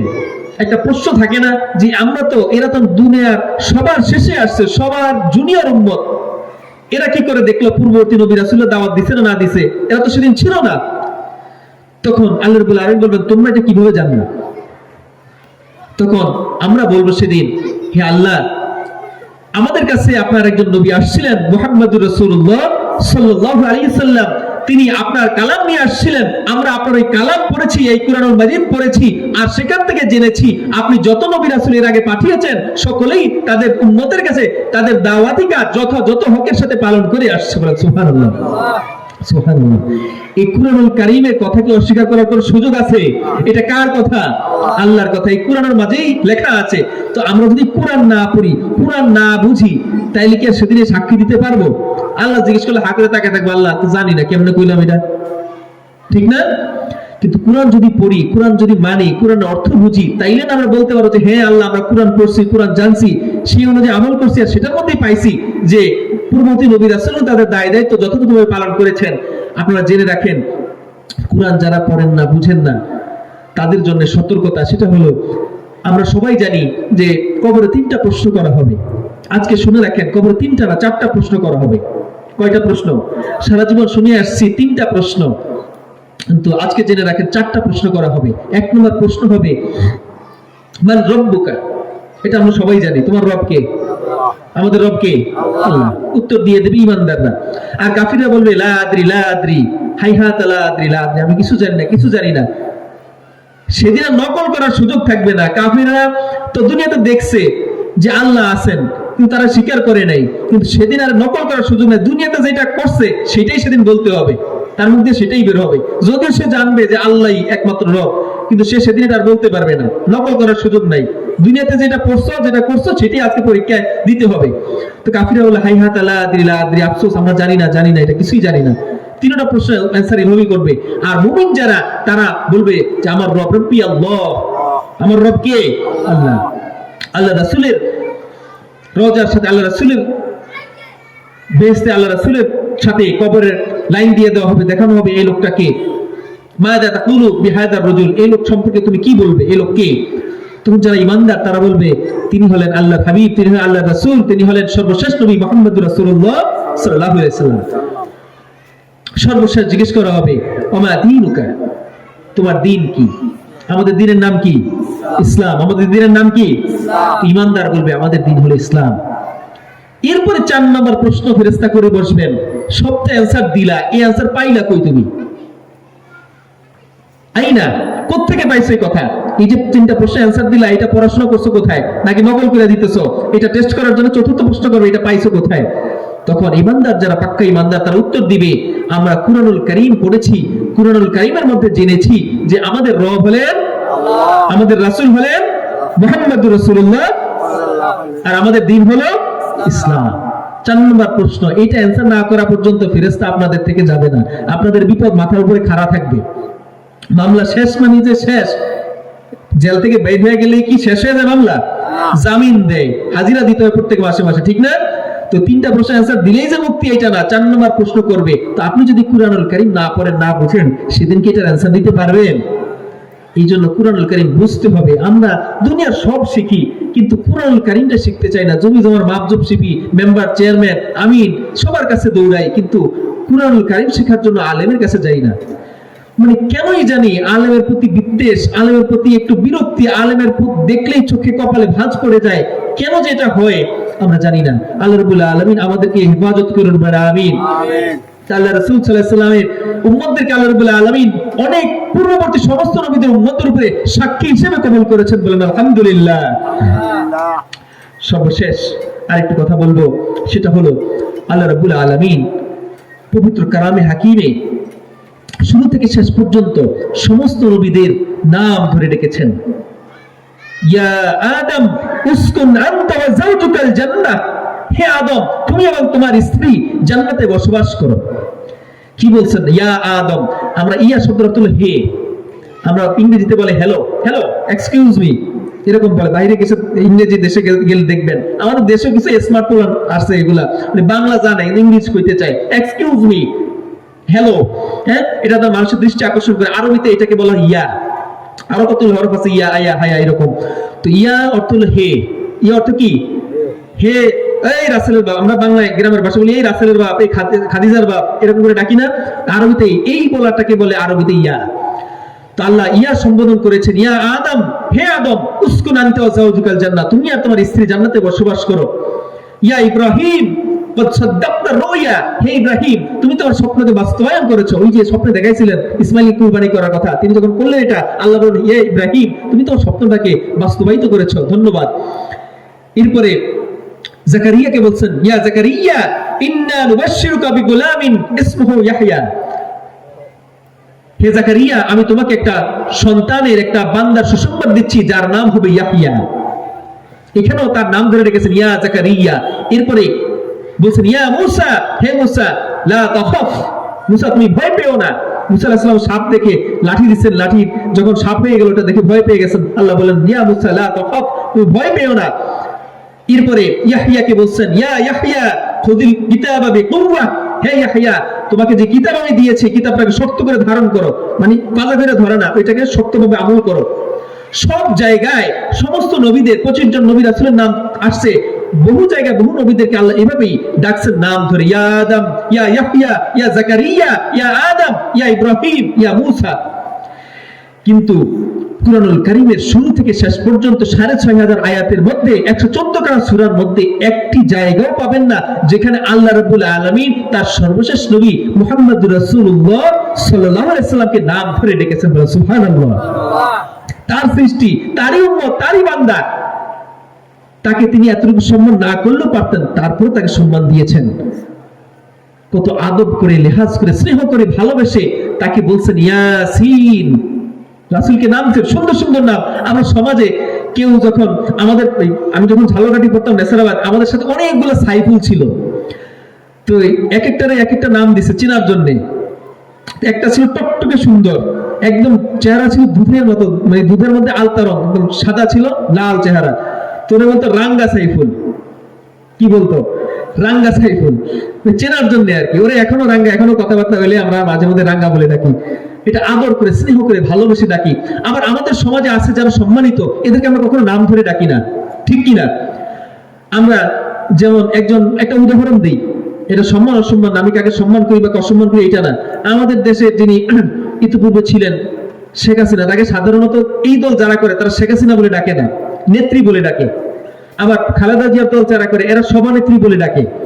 আবার জামায়াতের আমির শফিকুর রহমান, তাকে শফিক বলে ডাকে না, তাকে বলে জামায়াতের আমির, আমির সাহেব, ঠিক না ভাই?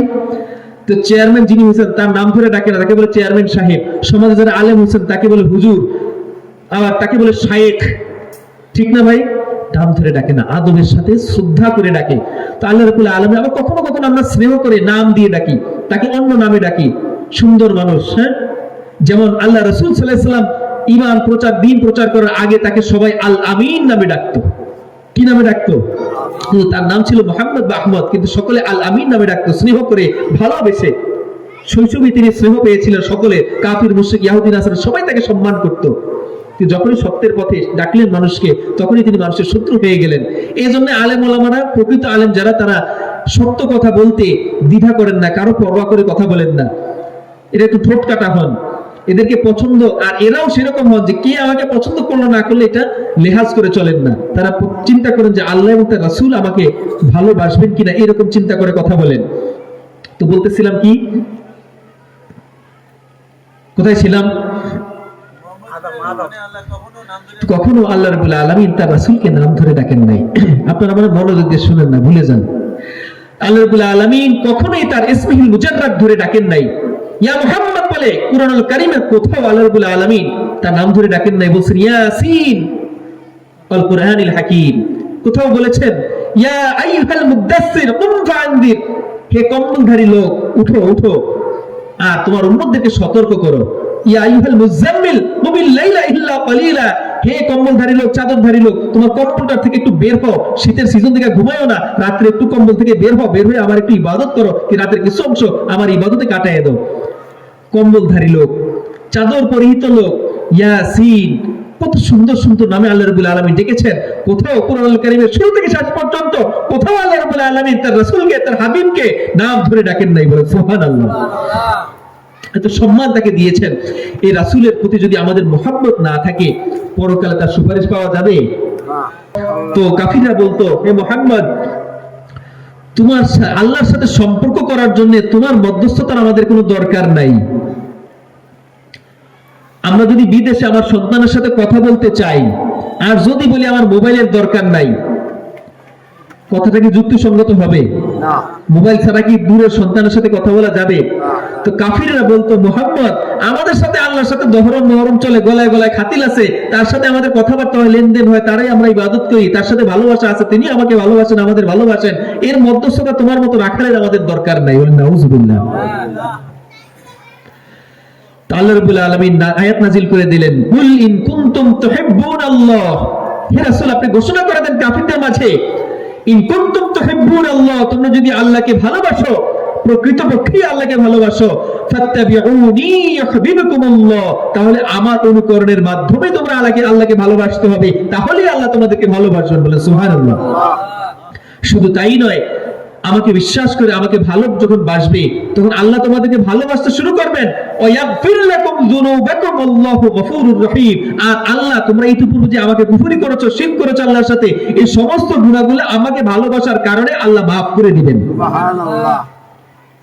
আল্লাহ রাসূলের ভালোবাসা আমাদের মধ্যে থাকতে হবে। আল্লাহ রাসূল বলেছেন, লা ইউমিনু আহাদুকুম হাত্তা আকুনা আহাব্বা ইলাইহি মিন ওয়ালিদিহি ওয়া ওয়ালাদিহি ওয়ান নাসি আজমাইন, তোমরা ততক্ষণ পর্যন্ত আমার পরিপূর্ণ ঈমানদার হতে পারবে না যতক্ষণ পর্যন্ত তোমরা নিজেদের চাইতে, নিজেদের বাবা মার চাইতে, নিজেদের সন্তানের চাইতে, সমস্ত পৃথিবীর মানুষের চাইতে আমাকে বেশি ভালোবাসতে না পারবে।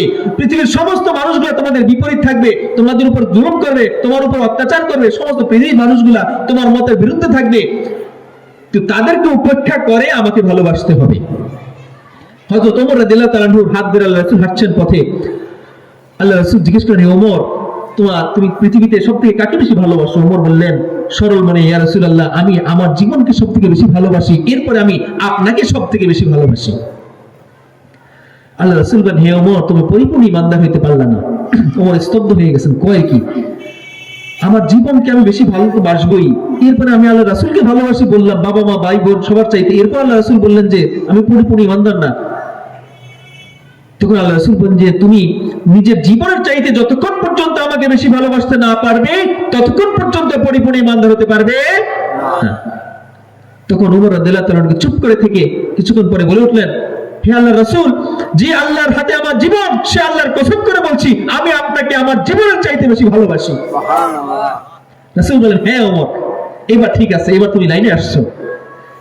মানুষ, আল্লাহ আমাকে ভালোবাসতে হবে আমার তোমাদের জীবনের চাইতে বেশি। জীবনে তোয়াক্কা করা যাবে না, জীবনে তোয়াক্কা করলে সত্যতা সঠিক কথা বলা যাবে না।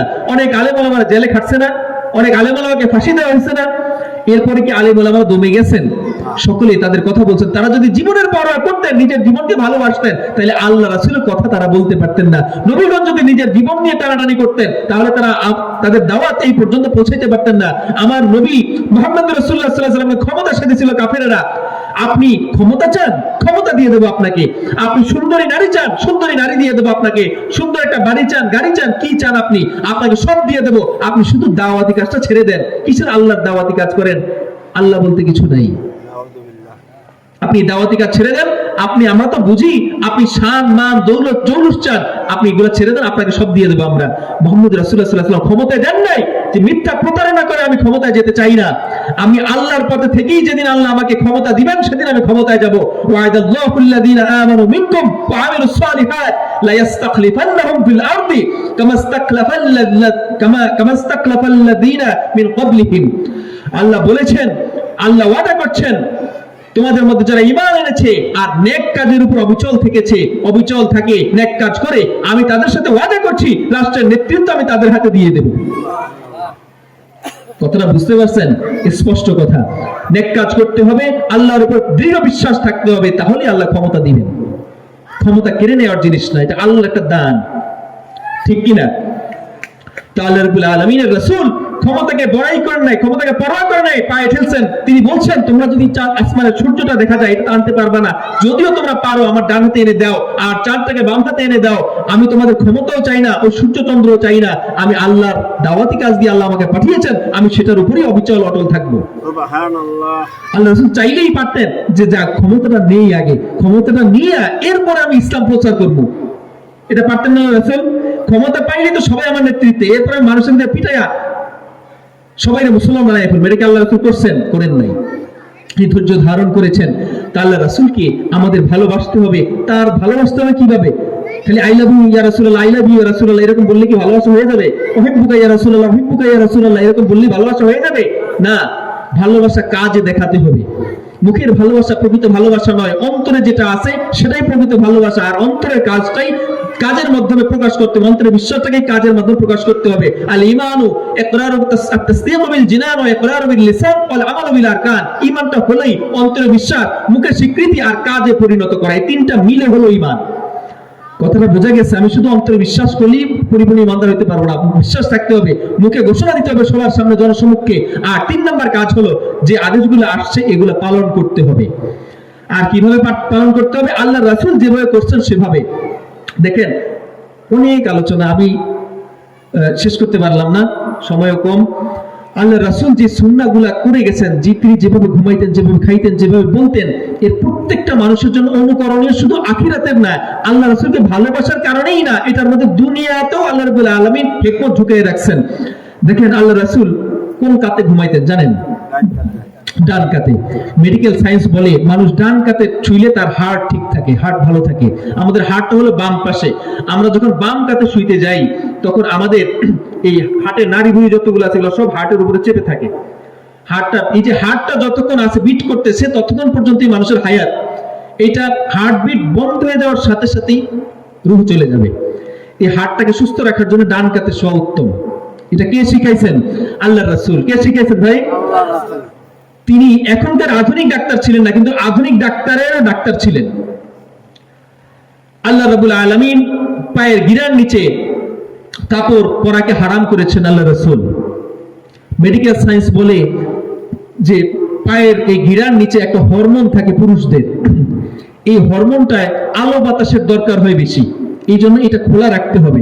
যদি কেউ এটাকে ঢেকে রাখে, তাহলে এই হরমোনটা নষ্ট হয়ে যাওয়ার কারণে ওই পুরুষ তার পুরুষত্ব হারিয়ে ফেলে। আমাদের দেশে এরকম অসংখ্য পরিবার আছে, সন্তান জন্ম দিতে পারে না। আছে কিনা? এদের খোঁজ নিয়ে দেখেন, এদের অধিকাংশ কেরকম অন্য কোনো সমস্যা থাকতে পারে, তবে অধিকাংশেরই সমস্যা তাদের পায়ের গিরার নিচে তারা কাপড় পরিধান করে। তাইলে আমরা যদি কাপড়টাকে উপরে পরিধান করি, তাহলে দুনিয়াবি স্বার্থ আছে না নাই? এটা কে দিয়েছেন? আল্লাহ ব্যবস্থা করে দিয়েছেন যে আমার অনুমতি, আমার আদেশ মেনে যদি চলো, তাহলে আমার সন্তুষ্টি পাবা, দুনিয়াতেও তুমি সুন্দরভাবে জীবন যাপন করতে পারবা। দাঁড়িয়ে দাঁড়িয়ে প্রস্রাব করা এটা সুন্নতের খেলাফ। আল্লাহ রাসূল বসে প্রস্রাব করা শিখাইছেন। প্রস্রাবের সাথে গ্লুকোজ জাতীয় একটা পদার্থ আছে, যেটা মানুষ দাঁড়ায় দাঁড়ায় প্রস্রাব করলে এটা বের হয়ে যায়, মূত্রথলিটা ঢেলে সব বের হয়ে যায়। কিন্তু যদি বসে বসে এটা করা হয় তাহলে এই গ্লুকোজ জাতীয় পদার্থটা নিচে বসে থাকে, এটা শরীর থেকে বের হয়ে যায় না, এটা মানুষের শরীরকে শক্তি দেয়। এই জন্য যাদের বেশি বেশি ঘন ঘন প্রস্রাব হয় দেখবেন এরা শরীর দুর্বল হয়ে যায়। যাদের এই সমস্যাটা আছে তারা জানেন। তো দাঁড়িয়ে দাঁড়িয়ে প্রস্রাব করলে এই শরীরের এই অংশটা, এই পদার্থটা বের হয়ে গেলে মানুষ এমনিতেই দুর্বল হয়ে যায়। এই জন্য বসে প্রস্রাব করা সুন্নত। কত সুন্দর। এরপরে আল্লাহ রাসূল কোন জিনিসে না পাকি কিছু মুখ দিলে ওটাকে পাক করে দিতে হয়, কিন্তু কুকুর যখন একটা পুত পবিত্র পেয়ালাতে যখন মুখ দেয়, আল্লাহ রাসূল বলছেন এটাকে মাটি দ্বারা ধুয়ে নাও। 7 বার ধুইতে হবে, 3 বার বা 1 বার এটাকে মাটি দ্বারা আগে রগড়াইতে হবে। এটা রাসূল বলে গেছেন 1400 বছর আগে। সায়েন্স বলে কুকুরের মুখে এমন লালার সাথে এমন একটা পদার্থ আছে যে পদার্থটা কেবলমাত্র মাটি দ্বারাই ধ্বংস হইতে পারে। সুবহানাল্লাহ বলবেন না? মাটির সাথে এমন একটা পদার্থ আছে যেটা কুকুরের মুখে লালার সাথে যে জীবাণুটা আছে এটা কেবলমাত্র মাটি ধ্বংস করতে পারে। শুধু তাই নয়, আল্লাহ রাসূল ইস্তেনজা করেছেন কাপড় দিয়ে নয়, ঢিলাকুলুক করেছেন মাটির মাধ্যমে। কিসের মাধ্যমে? মাটির মাধ্যমে। সায়েন্স বলে মানুষের প্রস্রাবের সাথে যে জীবাণু আছে এই জীবাণুটা ধ্বংস করার সবথেকে উত্তম পদার্থ আছে মাটির সাথে। সুবহানাল্লাহ। মাটির মধ্যে এমন একটা পদার্থ আল্লাহ দিয়ে রাখছেন, আল্লাহ রাসূল সেটা করেছেন। মাটির মাধ্যমে যদি আমরা ইস্তেনজা সারি তাহলে আর ওই সমস্যাটা হওয়ার সম্ভাবনা নাই, ওই জীবাণু আমাদেরকে অ্যাটাক করতে পারবে না। রাসূলের প্রত্যেকটা কাজকর্ম, প্রত্যেকটা আখলাক, প্রত্যেকটা তবিয়ত, খাওয়া, ঘুমানো, শোয়া, এই জন্য আল্লাহ বলছেন ফাত্তাবিউনি, যে তোমরা আমার আচরণকে অনুকরণ করো। অনুকরণ হলো শুধু আদেশ মানা না। রাসূল যেভাবে টুপি পরছেন, যেভাবে পাঞ্জাবি পরছেন, যেভাবে ঘুমাইছেন, যেভাবে খাইছেন। আরেকটা কথা বলি আপনাদেরকে, এটাকে বলে অনুকরণ। রাসূল সাল্লাল্লাহু আলাইহি সাল্লাম 3 আঙ্গুলে খাইতেন। কয় আঙ্গুলে ভাই? 3 আঙ্গুলে। 3 আঙ্গুলে। এটা বলে শেষ করব, সময় শেষ। 3 আঙ্গুলে খাইতেন। এই 3 আঙ্গুলে, এই 2টা আঙ্গুল বন্ধ থাকতো, এই কনিষ্ঠা আর এই এটা বলে অনামিকা, এই 2টা আঙ্গুল বন্ধ থাকে, 3 আঙ্গুলে খাইতেন। এই 3 আঙ্গুলে খাইতে কিন্তু অনেক সময় লাগে। এখনকার সায়েন্স বলে একটা মানুষ, আমরা ক্ষুধা লাগলে দেখবেন প্রচন্ড খাইয়া ফেলাই, 4-5 প্লেট খাইয়া ফেলাই ক্ষুধা লাগলে, বা ভালো খাবার পেলে। আমরা তো সবসময় গরু গোস্ত খাই না, যখন গরু গোস্ত ভালো রান্না বান্না হয় তখন একটু বেশি খাইয়া ফেলাই, ঠিক না? বিরিয়ানি পাইলে তো কথাই নাই, প্রচুর খাইয়া ফেলাই। অনেক সময় দেখা যায় পানিও খাই না, যে পানি খেলে আর খাইতে পারবো না, 2 প্লেট শেষ করতে পারবো না, তখন পানিও খাই না, খাওয়া শেষ করি। খাওয়ার পরে যখন উঠে দাঁড়াই আধা ঘন্টা 20 মিনিট পরে, তখন মনে হয় বেশি খাইয়া ফেলাইছি, ঠিক কিনা? নড়াচড়া করতে পারে না, শরীর ঘামাইতে শুরু করে, ক্লান্ত লাগে, একটু ঘুমাইতে আসে, চোখে ঘুম চলে আসে। দুপুরে খাওয়ার পরে দেখবেন বেশি খাওয়া ফেলে সেদিন ঘুম আসে। যেদিন নর্মাল খাওয়া খান, আলু ভর্তা ডাল, সেদিন আর সমস্যা হয় না, কিন্তু যেদিন একটু ভালো বিরিয়ানি খান ঘুম চলে আসে বেশি খাওয়ার কারণে। এই জন্য এটা কারণ কি, মানুষ যখন ক্ষুধা থাকে, আমাদের কম্পিউটারে আমরা মোবাইল টাচ করি না, এই টাচ করলে এই টাচের ইনফরমেশনটা আপনার সিপিইউতে যায়, সেন্ট্রাল প্রসেসিং ইউনিট নামে একটা জায়গা আছে, ওখানে যায়। গেলে যেমন আমি একটা গ্যালারিতে ক্লিক করলাম, তখন ওই মোবাইলের স্ক্রিনটায় সিপিইউতে মেসেজ পাঠায় যে এখন এই উনি গ্যালারির মধ্যে ঢুকতে চাচ্ছেন, গ্যালারিটা খুলে দাও। তখন সিপিইউ গ্যালারিটা খুলে দেয়। ইনফরমেশন যাইতে সময় লাগে কম। আবার মাঝে মাঝে একবার মোবাইলটা স্লো হয়ে যায়, কারণ কি? কারণ ওই ইনফরমেশনটা সিপিইউতে যাইতে সময় লাগে। আমাদের সিপিইউ হলো মস্তিষ্ক। আমরা যখন খাই তখন এই পেটে কতটুকু খাইলাম, এইটা, এই সংবাদটা, এই তথ্যটা ব্রেনে যাইতে প্রায় 20 থেকে 30 মিনিট সময় লাগে। কয় মিনিট সময় লাগে? মানে আমি কতটুকু খাইলাম, এই তথ্যটা আমার ব্রেনে পর্যন্ত বুঝতে 20 মিনিট বা 30 মিনিট সময় লাগে। যার ফলে আমি যখন খাইতে থাকি তখন হুঁশ থাকে না, 20 মিনিট পরে বুঝি যে আরে আল্লাহ বেশি খাইয়া ফেলাইছি, পেট বোধহয় ফেটে গেল, হাঁটতে পারতেছি না। কিন্তু আল্লাহ রাসূল সাল্লাল্লাহু আলাইহি সাল্লাম তিনি দেখিয়েছেন যে তোমরা তাড়াহুড়া করে খাও না, একটু সময় নিয়ে খাও, আধা ঘন্টা ধরে বা 20 মিনিট সময় নিয়ে খাও, 3 আঙ্গুলে খাও, তাহলে আস্তে আস্তে খাওয়া হবে। আর 20 মিনিট পরে তখন বুঝবা যে আর খাইতে পারবো কি পারবো না, তখন খাওয়াটা বন্ধ করে দিতে পারবা। কিন্তু যদি 3 আঙ্গুলে না খাও, 5 আঙ্গুলে খাও, তাহলে খাইতে খাইতে তোমার খাওয়া শেষ হয়ে যাবে। এরপর তুমি বুঝবা যে বেশি খাইয়া ফেলাইছো, তোমার ফ্যাট হবে, তাহলে সমস্যা হবে, ডায়রিয়া হবে, ডিসেন্ট্রি হবে, সমস্যা হবে। কত চমৎকার সুন্নাত! একবার সুবহানাল্লাহ বলবেন না? আল্লাহ রাসূল তো জানতেন, তাকে আল্লাহ জানিয়ে দিয়েছেন যে 3 আঙ্গুলে খেতে হবে, 3 আঙ্গুলে খেলে এটা যখন ব্রেনে পৌঁছাবে তখন তোমার খাবারটা বন্ধ করে দিবা। সুবহানাল্লাহ, সুবহানাল্লাহ।